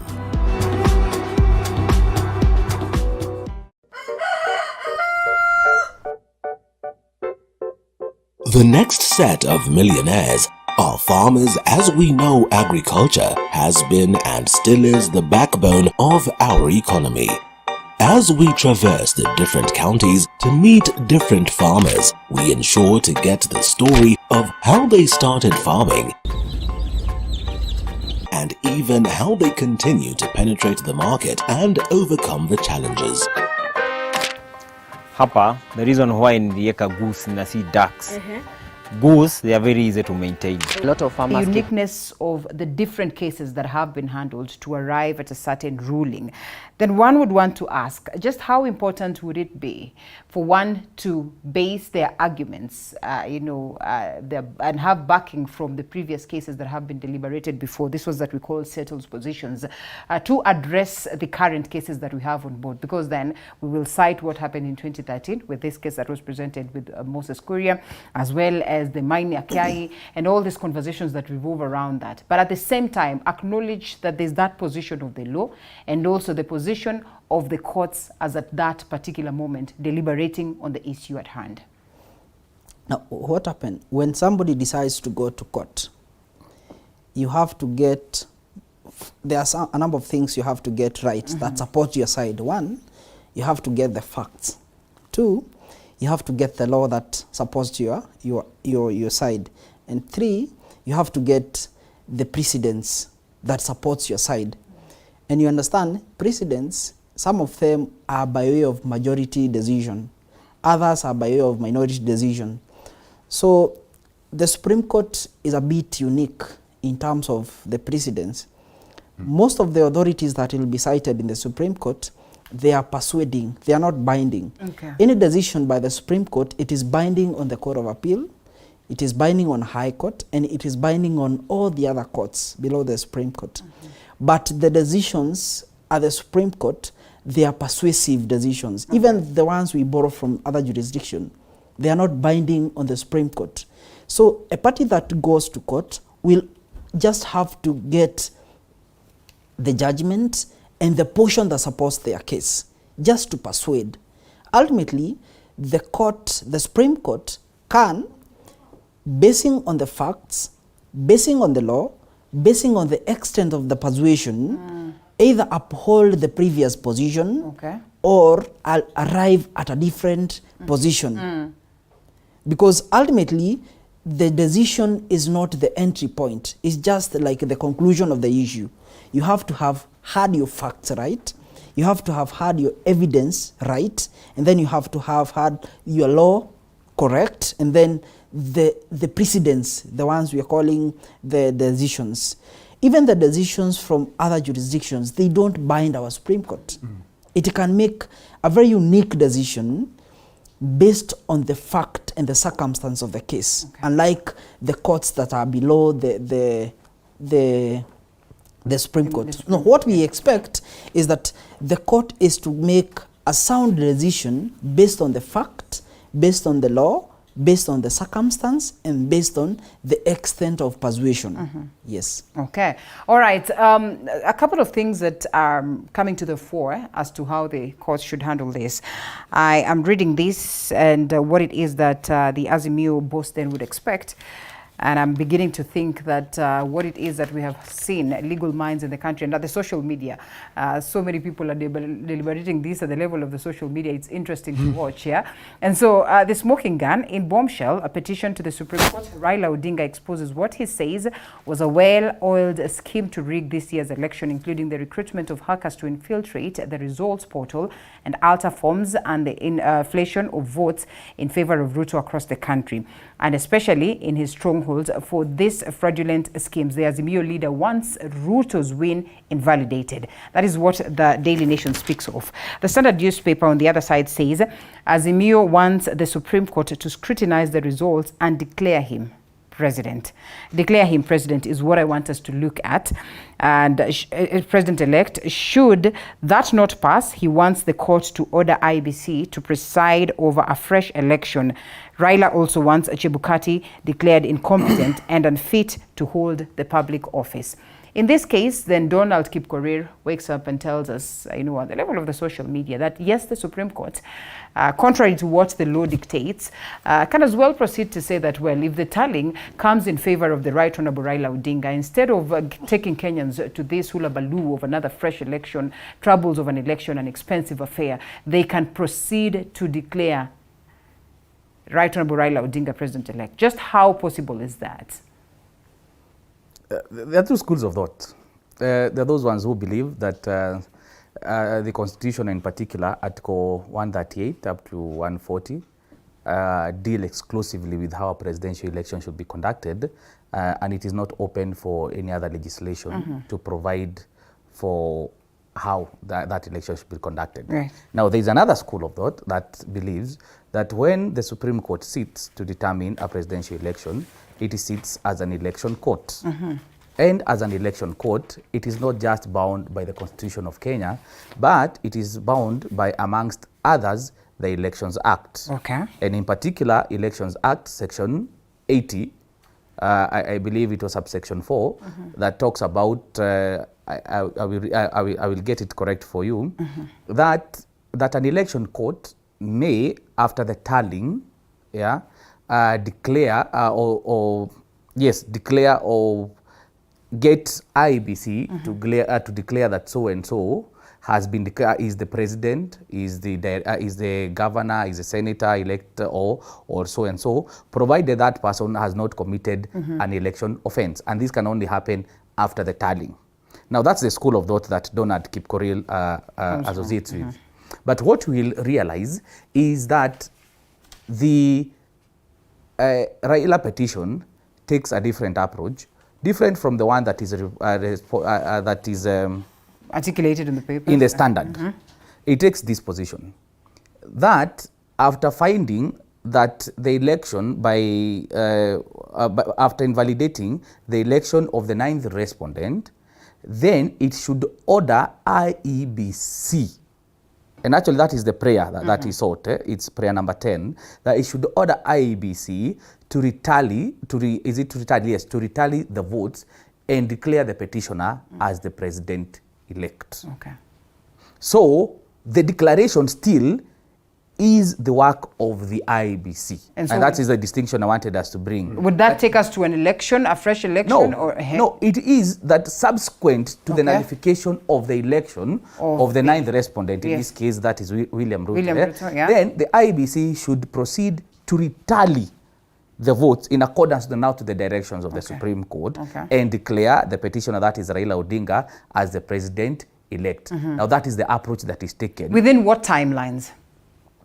It is subject to the petition. Okay. Yes, and you see what you will find, and this has been my argument, that after the lapse of 14 days, right? The Constitution stipulates on when, if, for example, now what happens, and the question is this one, is that what happens when we no longer have a president-elect, right? Since his election has been nullified, and the court has not ordered that there be a fresh election within, say, 60 days, as it is supposed to be, or there be a rerun within the 30 days, as is required. Now, the question that the Constitution does not contemplate the situation that we are talking about. Now, it will be, and I believe this is mine, for purposes of preserving the law, that it would be open to the Supreme Court to determine the time frame within which these ought to happen. Okay. Right? All right. Yes, because it is not expressly stated. Anywhere. Because the other option that would have is which one? We are not going back to a fresh election. We are not going for a rerun. And IEBC does not have the luxury of time because there is a timeline within which a new president is supposed to assume office if we do not go into an election. Otherwise, we'll go back into what? We'll find ourselves in a constitutional crisis. Lots of lacunas in this very law. And I mean, how much can we equate, or how much can we draw parallels or relate to other laws in the land away from the Constitution? You have spoken about the Elections Act, while the very same Constitution, that is Article 2, and that is 4, yeah? Yes, which says any law, including customary law, that is inconsistent with this Constitution is void to the extent of the inconsistency, and any act of omission in contravention of this Constitution is invalid. And so at what levels then do the courts play with the, well, Elections Act and other laws that are there to arrive at a decision? So I think the question will be the validity of the Election Act, being that the Constitution is the ground norm, and every other law must fall within it. But secondly, you realize that what was the law by the time Chebukati was announcing the results? Because it is one thing for the progressive to go to court and challenge the law, and it is within their power. But Chebukati had to apply the law that it is there. Okay. And the law that it is there is the one he aptly applied, that what is valid votes does not include the rejected votes and all that. So that is the law as per now. The law, maybe after 14 days, will be different. And it is possible for even Supreme Court to say, maybe going forward, it might also be hard for Supreme Court to say, this is now the law, and we rewind it to when you are guided by what was the law then to annul what you did. Okay. It will take a lot of gymnastics. This is the dilemma that the Azimio petition falls into, actually trilemma. One, you are saying this election is so bad. And if it is so bad and we buy that argument, then we can't take anything out of it. So we go for a fresh election. But at the same time, you are saying, I won, or find that I won. On grounds of the same. And keep that election. Because if I won and that is designable, then it is not so bad, and then it becomes a very good election. And therefore, declare me. Why not declare Wajakoya or Dini if it is you declares, but somehow you find a way of declaring me. So of course, lawyers do that all the time, arguing in alternative. But you see, it makes it experimental, because you are passionately arguing on this side, telling me bad, bad, bad. And then on the other side, you come again, the same person, and telling me, I won, it is good. Because for you to tell me that you won, you must tell me that the election was not bad. Yeah. Isn't it? Yes. And therefore, it expressed the will of the people. Right. And that will of the people is that it is you who won. So when you bastardize the theory of the case to an extent where you are not sure to go with this one, and how about if it does not work? Maybe this is an insurance kind of legally you are entitled to, but you see the courts are also human beings that are saying which is which. Was this a bad election? Or a very good election that you won? Or that it was bad to an extent that you didn't win? Or it's only bad because you did not win? Okay. I think that makes it hard to have a common plan because you are going all over. As a strategy, I think it's a weak strategy. If I was advising, I would say you put your eggs on one. If it is going after this election to Itwange Mpaka, mwisho. And if it is nini, tuseme ni mzuri na ni sisi tulishinda mpaka mwisho. Because it then appears that you're saying, if I'm not going to have it, then nobody should have it. Right. So I'm going to make sure hata wewe you don't make it. And the judges, you know, the judges are not just good people. They are lawyers also, and very competent lawyers who can see through. You know, you can't pull a wool over their head. That's why a judge judges. And so when you go before a judge and you are throwing everything, you're just throwing everything, then the judge quickly scan and realize that what really is your prayer? Yeah. Because by itself, your prayers are contradictory. Or maybe unless you have a good explanation, but on the face of it, you are speaking from both. But is it not wise to cast wide? It is wise to cast wide, but it is also risky because you don't, how do you say I'm bad and good at the same time? You know, in the previous petitions, including the 2017 one, a couple of things were raised by the petitioner. You know, cast wide, only one matter. That but you see, right, you see the theory in 2017, unlike 2013. Yes. In 2013, they went after Jubilee. They focused on Uhuru did not win. And that invited court to the quantitative test. Where is the maths? And because the maths did not add up, even though the election was not as good, that is the time where the Nigerian jurisprudence that we didn't like, remember, brought by Githu, it was upheld. Yeah. In 2017, they were much smarter. And by there, it's the same team. Okay. That they said, let us go after IEBC. Let us not go after quantitative. Let us go qualitative. Okay. The process was bad. And everybody, most people did not think court will nullify simply based on the process. And Maraga, and rightly so, said no, the constitution required that this election is conducted in a certain manner. And if you flagrantly violate this, Chebukati, you are coming and you're saying you relied on 34B to correct 34A. Surely, how do you rely on 34B to correct errors in 34B? Yeah. How do you refuse to open the server? How come you declare this thing without receiving physically all the 34A, all the things or most of the things that this time they corrected? So that was the theory of the case. They went for quality. This time, they are pursuing both. Both maths or arithmetic and the process. And so it is both. But you see, the standard is could a reasonable person, that is what Maraga ended up saying, could a reasonable person, a reasonable body, looking at this election, say that this election was conducted according to the law.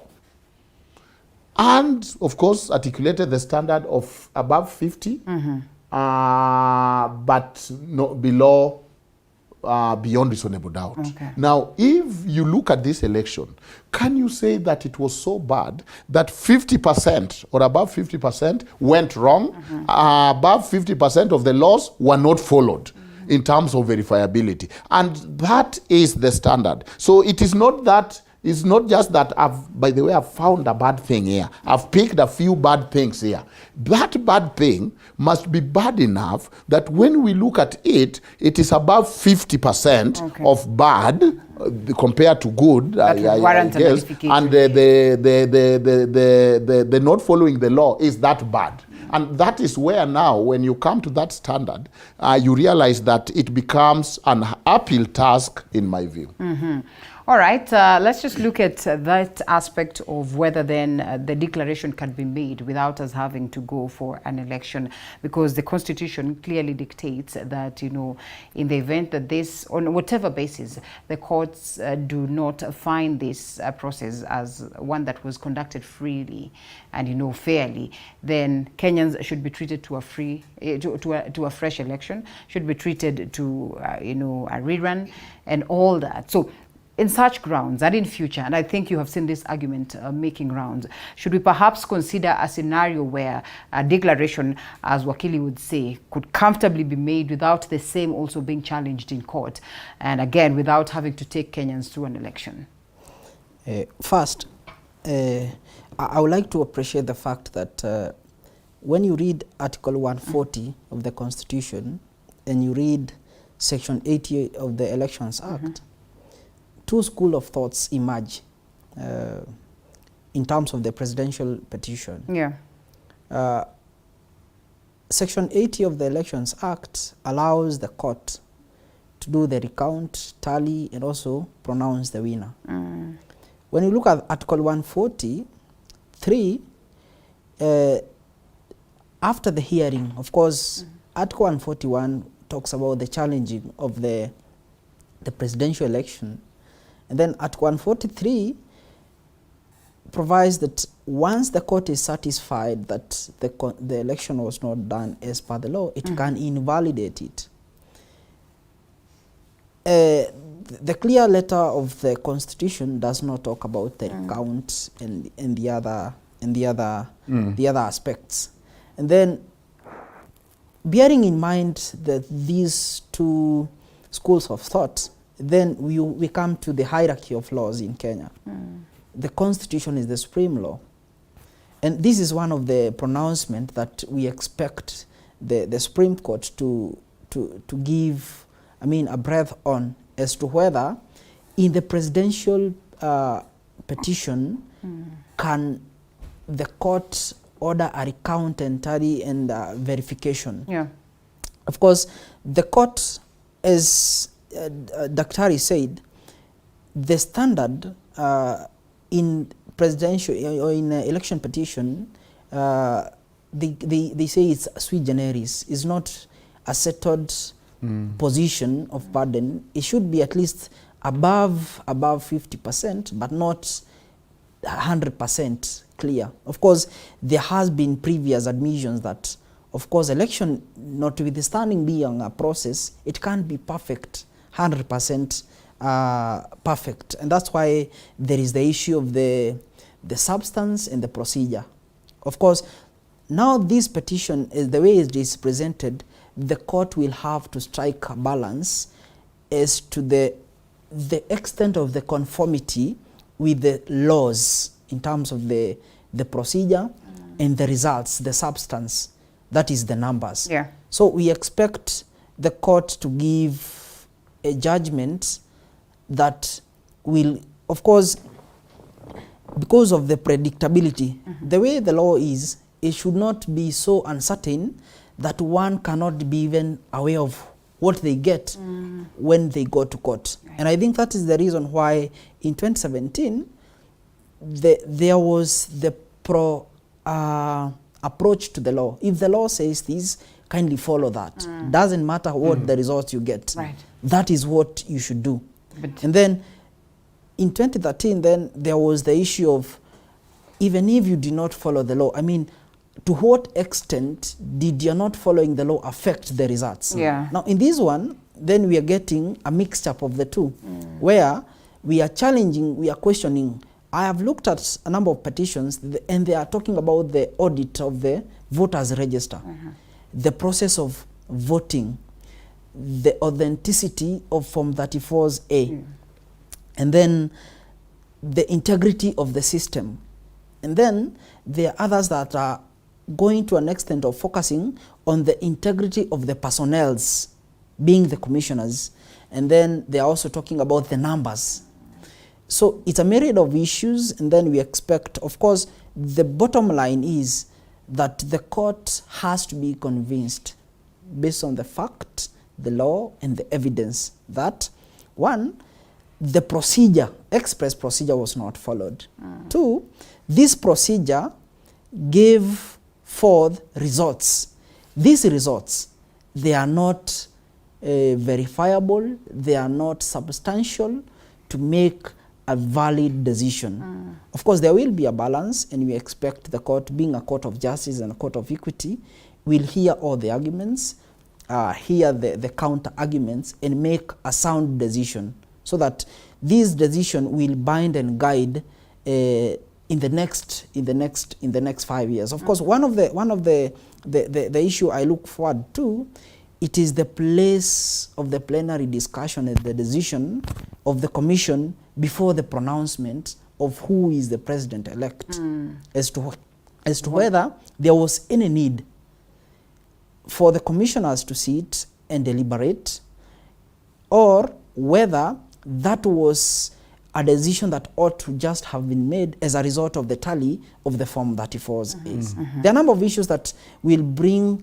clarity in terms of the conduct of election. And by the time we are having, of course, from 2010 to now, it's around 10 years, 12 years.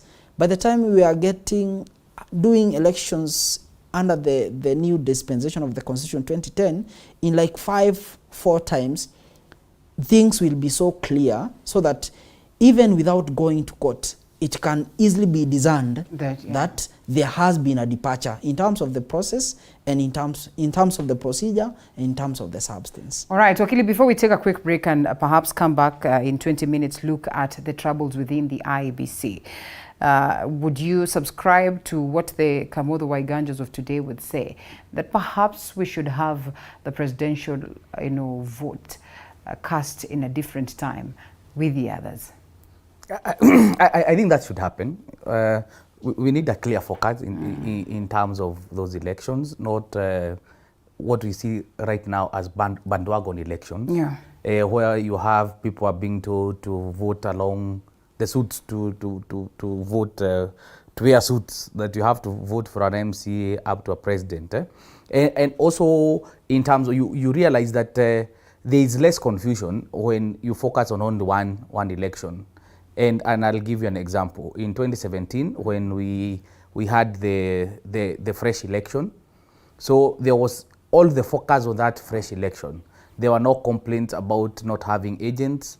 There were observers everywhere. You had media attention everywhere. And since also the workload by the IEBC is much less, I think that would also justify having that election separately. And the issue is one. If you look at the process of what happens at the polling station, even if you tally the presidential votes, you count the presidential votes and finish as the first one, and it happens within, say, 1 hour, you are done by 7. Yes. I believe in this country, every polling station, if you are so efficient, we ought to have known who the president-elect was by 7 p.m. on 9th of August. If the transmission did work, because almost every polling, there is no polling station that has more than 700 voters. So what that meant is, if you close the polling at 6, you take that break and you start, because by law you're supposed to start with the presidential votes, and you count and you send those scans immediately. All of them ought to have been received at the IEBC, and if people was efficient, then the result would have been out. Right. But now the challenge is this one, that the officials at the polling station cannot leave until they have counted for all other positions. Yes. So now this becomes like 6 times the work that they have done. So you have to count for, you start with the president, you go for the member of the National Assembly, in that order, member of the County Assembly, Senate, and finish women rep, and then you finish up with the governor. So if you follow that order, it takes more time. And it is the same time that is normally taken at the constituency tallying center. That by the time the Form 34B is prepared by the returning officer at the constituency tallying center, even if it is the first form, he or she will deliver that Form 34B to Chebukati alongside the Form 34As that have been received from the polling station after they have finished the tallying of all of them, and for declarations that are normally made from members of parliament and members of the county assembly at the constituency tallying center. So if you remove all this workload that is associated with these other positions, it becomes very effective. If we have just one day, we are conducting the presidential election. All focus is there. then I believe it would be very efficient. All right. Well, I don't know whether it saves us the cost, whether it saves us the hassle that we are going through, because at the heart of every troubled election is the presidential election, for that matter. Madam Director, we proceed or we take a short break? All right, we take a short break and then we're back.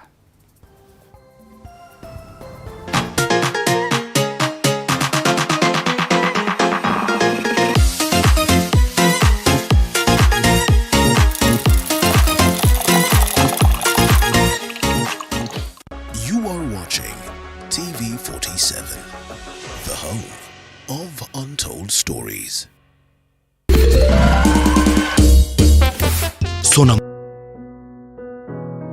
Despite being visually impaired, he is a jack of all trades. It is our quest to find answers on how to take care of children with special needs and those with disability. You do not need to see musical notes to understand music, but rather to have your soul feel the vibe.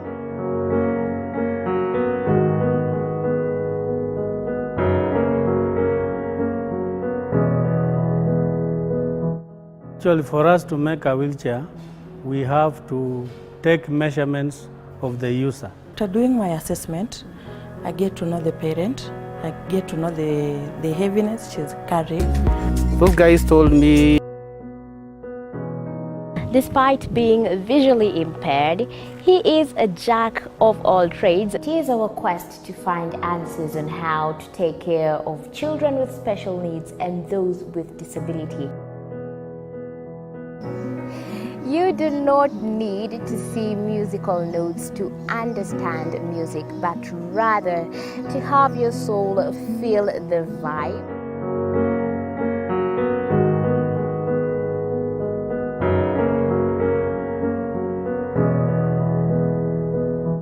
Actually, for us to make a wheelchair, we have to take measurements of the user. After doing my assessment, I get to know the parent. I get to know the heaviness she's carrying. Disability comes at different stages of life.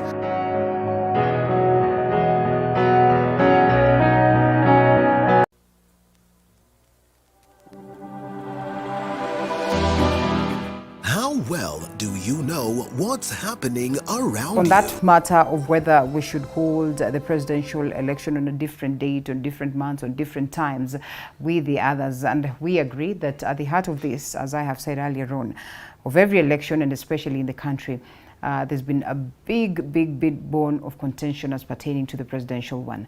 And so would it be wise for us to consider a move where we have it conducted on different dates? And I think there are nations that actually do that. I will not support that because I think that when we have these various elections, people are also kind of have divided attention. Yeah. Or have other things to look forward to. So the losing do not become so painful. You know, somebody is still celebrating at the county as the governor. By the time they find out what has happened, look at what doing election together does. For people who do not have agents, just because they start by counting the presidential ballot, all these other people watch what is happening and their interests do not converge. Because if you go to like Homa Bay, we had a governor who was ODM, we had an independent governor. So they watch each other, and you cannot steal for president without apportioning to governor. And this independent governor is going to be very vigilant. And they are here when these things are counted, and the counting starts with the presidential. Now, the reason I don't see much of the purpose for that innovation, yes, the voting happened just like any other within one day. The counting happened just like any other within one day. Right. By almost every polling station, generally by 10, 11, they'd finished. Form 34A were in the portal. Right. Then they were all moved to the constituency. And then the county, and then Bomas. It is what happened in Bomas for the 4 days. Because Chebukati was implementing 2017. Yeah. You cannot declare the results without all the Form 34As physically in your custody. Right. And what do? You must verify. And every agent had that blue light to check the 9 features. And I saw it. I was almost getting Caesar in Bomas before they even get to the numbers. It was a painful process, but verifiable, yes, accurate, yes, and accountable. Until all those 34As were physically in the hands of the commission. Remember the ones, the likes of Gerard and even the other commissioners who were coming out so that 4 days process is what stringed the process. The voting for president did not take longer than the rest. The counting did not take longer than the rest. But the verification and whatever took 4 extra days. Now, we are not here because people are anxious. We are here because the biggest lie you do is the lie you tell yourself. By Wednesday, people had gone to portal, including the invitation of media to do the tally. Some, when it became painful, they stopped. Yes. And when they started very well with gusto. And every side was saying, we know you are picking more of that other side's number. Yeah. Wait, they will even out. And when they started evening out and the climb was getting still, they stopped. And the confusion was more, while this process was supposed to be an open one. Then we asked, just how open was it? Actually, there's one petition saying this is now too open, close it, I don't want it. So you are dumb when you open it, you are dumb when you close it. Yeah. So where was the source of anxiety? Social media. It is because somebody, I met, for example, Azimio, by next day, they had tweeted that they are 51.8. What Sholei came and said, it's impossible. One, there is nobody who will have downloaded all those Form 34A, 44,000, tallied them. Maybe they knew they were still in their position. And come, all right? With the answers. In fact, having been caught, because within 24 hours, and knowing how a little bit disorganized they could be, they admitted that no, we were basing this figure on the text messages from our agents. That's not the results. Then everybody went back to the portal, including Azimio, downloaded. By Wednesday, by Thursday, people knew the results. Now, I don't think IEBC can be responsible to offer sedative for Kenyans for the misinformation, for the stringing people along, for hyping people along, for the poor politics. This constitution came to correct the poor political hygiene. I mean, why lie to yourself? We were in Bomas. We meet both sides. They knew what was happening. But you go and look at the social media. Oh my goodness, we have taken this thing hands down. Should we have some level of limits on the social media? And I mean, we have seen this happening in other nations. At least some limits, especially when we... Free country. And free country... Just how free is free? Free country means that, you know what, this is a marketplace of ideas.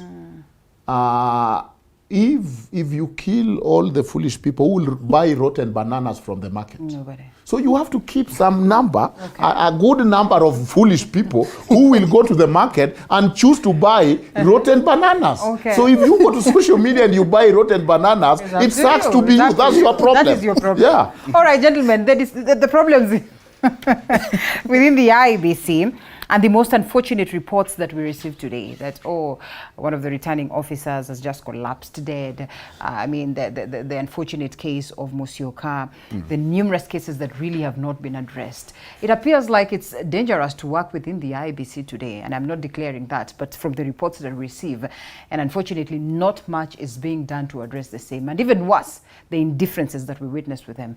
You could see the body language as they were trying to tell the people of Kakamega and other constituencies and Mombasa County that they are going to hold the election on the 29th. One thing I know, and it should be open to all Kenyans, that when we vote, when we cast our votes, we surrender our powers to the state to protect us. IEBC is an independent organ in the constitution within the state that is supposed to conduct elections. So what we should call more from the state, it is to offer security to those who are exercising state duties, because Chebukati is not doing that for his own benefit. He's doing that for the implementation of the constitution. And because of the independence of office and the independence of the commission, there should be a cordial working relationship between the agencies. I mean, it is not good that the citizens should see them conflicting while they should be working together, which should be the role of the government in place to ensure that the requisite support to all the state agencies and the organs are given so that they can be able to exercise their constitutional duties. Yeah. For example, when you talk about the issue of financing, the IEBC can't finance itself. When you talk about the issue of security, the IEBC can't have a separate and an independent security organ. It is the role of the state to come to its rescue. So, I mean, it is very concerning that the government may or may not choose to do anything when such concerns are raised. What we expect as Kenyans is that institutions should be supported by the government in terms of the fiscal support, in terms of the personnels, in terms of the security, so that even Kenyans can have confidence in the process. If the state will not come swing to action when issues of deaths are raised, when the issues of threats are raised, you know, assume when somebody is killed, it takes the DCI, the DPP, and the courts to investigate and to come to book the persons who are perpetrators. There should be a cordial working relationship so that any offense that is committed in conduct of elections, not only elections, in the performance of the state duties, should be booked and actions taken swiftly so that we will not scare away people from occupying those positions while we know they are supposed to be performing state duties. Of course, assume there is no one willing to be part of the IEBC commission, it will not be possible for us to have an election. And who will we blame? It is the state. And one person is asking this morning, my goodness, who is killing them? Do we need elections?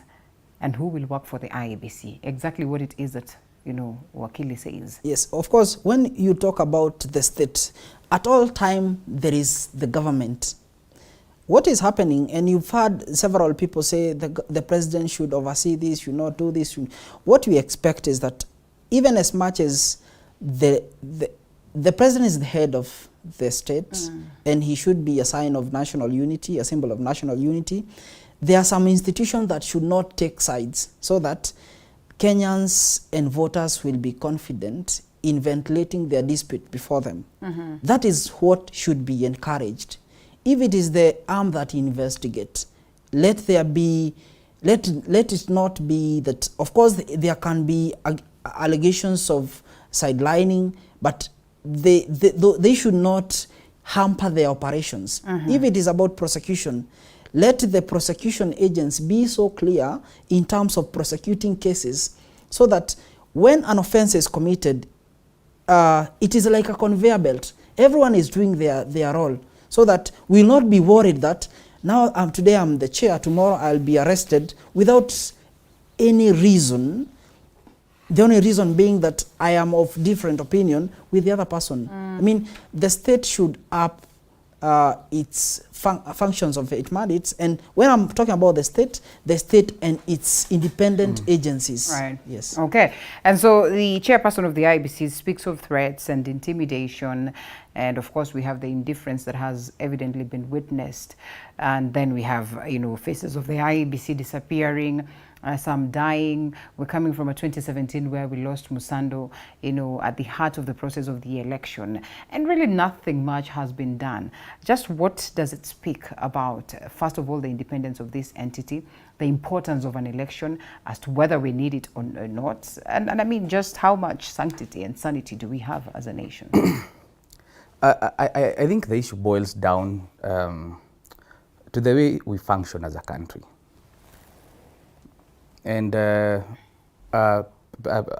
Macharia said something, that the moment we realize that government is one unit, whether you have independent commissions, whether you have different arms of government, all of you are part of the government of the Republic of Kenya.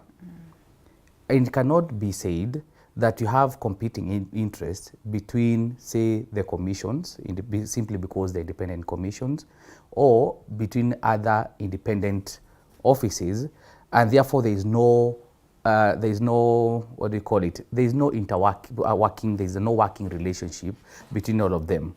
There was a time we were told that there's a difference between independence, because you can't be an independent in terms of decision making, but you are interdependent. That for it to work, it's like a cog. Is it a, what do you call it? A conveyor belt, where every cog has to work for that conveyor belt to function. But coming to whatever we've seen in terms of the threats, the killings, if it is not arrested, it will become the norm in every electioneering period in this country. Musando's death was just dismissed like that. Investigations were conducted. We've never seen any serious prosecution that was done. The only person who was arrested, I think, was an accountant at IEBC was released. And this year, it has escalated. It is not normal. And I'll give you 4 instances that should tell you it is not normal.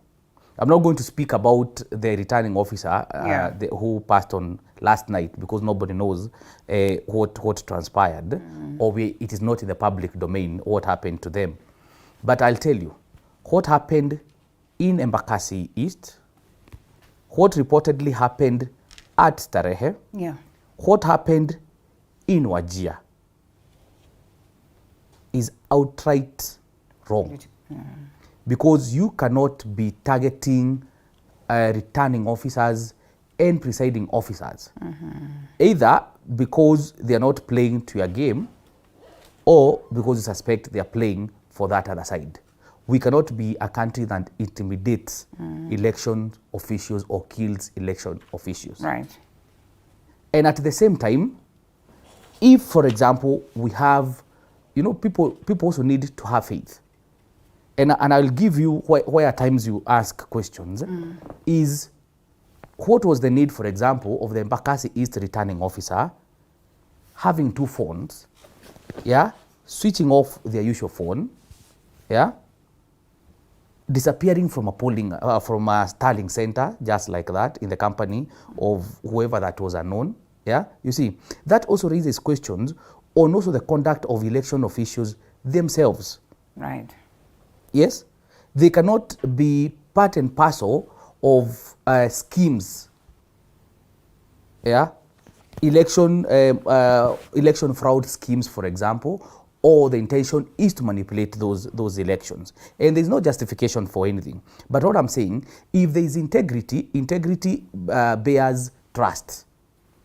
And if people are trusted, and that's what we are saying, then you will not see such things that are happening. But all in all, we should condemn it. It is wrong. And at the same time, you know, elections will come and go. It is only 5 years. These are people who have families. Their families have lost them lost them forever. These are also our relatives. People do not realize that these are also our own relatives. And if, for example, I target your relative, I do not know whether there is another of my relatives who's an election official somewhere who's being targeted. But all in all, I believe all agencies should do their work. People must be prosecuted if indeed investigations are conducted, and whoever is found culpable is prosecuted. I will also tell you something, and this is related to to the petition that is there. that in the Raila petition, Chebukati has been painted as a criminal, as part of a criminal enterprise, with allegations of, what do you call it, offenses committed. If you read, there is a whole, the last part of the Raila petition, yeah, it provides of how Chebukati, the offenses that he has committed, and all that. And that's what I'm saying, that all these issues and all of them, if indeed we have faith in our institutions, such allegations cannot exist. Yeah. But since now people believe that you have a criminal enterprise within IEBC, some of them use that to justify whatever that is happening within is happening at IEBC. Bottom line, intimidation, killings, persecution, any of those kidnappings should not be happening in an election. All right, Dr. As we sum it up, and your submissions are the same, one person in the country that is very important has not made any statement as to how the vote process was conducted, as to how we have been, throughout the voting period up until this very moment. President Uhuru Kenyatta has not said a thing. What informs this? What's the wisdom behind its silence, do you suppose? That's almost a theological question. To know what is going on in the group's mind. That's why I said, what do you suppose could be the wisdom behind that? It will be hard to tell. But what I know is that there's a time Justice Mutunga went back and forth with the president in his book, and the president asked him, "You mean I'm a footnote?" Okay. And Justice Mutunga told him, "Finally, you have understood this constitution. When you feel you have become a footnote." The role of the president in handing over and whatever, it will be good if he speak. It will be good if he mourns with those who mourn and celebrate with those who celebrate. But even if he does not do it, the country can move on. And to me, that is the test of a country that do not belong to men, and of course women, but the law. That, human beings fail us at crucial juncture, whether they are good or bad, because they have their interests. But institutions, if we build institutions, if we love institutions, then we are able to predict a peaceful transition. In most of the African countries, the issue that led to most of the civil war is transition of power. And therefore, we are at a very peculiar place. But so far, I think that Kenyans have matured to a certain degree that it is hard to degenerate us to some levels. But look at what happened. It is sad what happened to the IEBC commissioners, because in broad daylight, in camera, some people were allowed to climb up there to the podium, take Chebukati's chair, throw it, take the podium, throw it, clobber those whom they can clobber, hurt IEBC officials. They had to run away with all that security. And declare that space a scene of crime. And that shows you the level of impunity that this country can generate, even the so-called reformers. That if you can do that on TV, with the nice music does not calm you down, with the Mzungu effect and the ambassadors do not calm you down, and you are let, I'm using the word let because those people are protected, you are let to go to the podium and do whatever you want with those people, then you can just imagine what Chebukati went through in private. Right. And that is what he was saying. We have been beaten, we have been wounded, but I'm here. I am here to do my constitutional duty. How the audacity of saying against all odds, saying that, you know what, the obstacle is the way. There is constitutional duty to be done. Whether you are screaming and kicking, we are going to do our duty. Serena or no Serena. I think that Kenya will in due time understand what happened in Bomas and look back and say that God loved this country. Or it wasn't going to be anything smooth. I think that we barely scrapped through. And therefore, when you see that level of impunity, when you see none other than the chief agent show up in the verification center and push one word, this is a crime scene. I'm not saying what crime is being conducted. Well, he was not allowed to. No. Microphones were off. No, you don't have to say it in the microphone. Follow up with a statement. If you can't speak, you can write. Right. You can call the press. The press was there. So just kicking drama for the sake of it, because surely you are there through the process, and we saw all the disruption in the process. And the 4-5 days that we are now saying was almost wasted. And then we come back after those 5 days and say, this Chebukati is a criminal. This Chebukati is such a bad person. When did he become the bad person? Second day? Third day? No, he was still good. Fourth day? Fifth day? After the tally, he became the worst person we cannot withstand. So I think at the end of the day, that when Kenyans have given themselves to this country, and they do, and remember, I've not even vilified the 4 commissioners. I don't know for the reason. I will wish we understand what they are doing. But of course, because I was one of the people protecting, even Cherara saying, math is not a requirement to be a commissioner. Yeah. However, poor math is also not a requirement. So you have to be in between. Thank you so much, gentlemen. Time is extremely out, and therefore I have to say a thank you without getting your parting shots, and looking forward to host you some other time. Wakili Paul Macharia, constitutional lawyer, as well as constitutional lawyer Murigi Kamande, and Dr. Duncan Ojwang, the Dean Lu, African Nazarene University. Asanteni sana. We all stay somewhere in the middle, right? Even our math.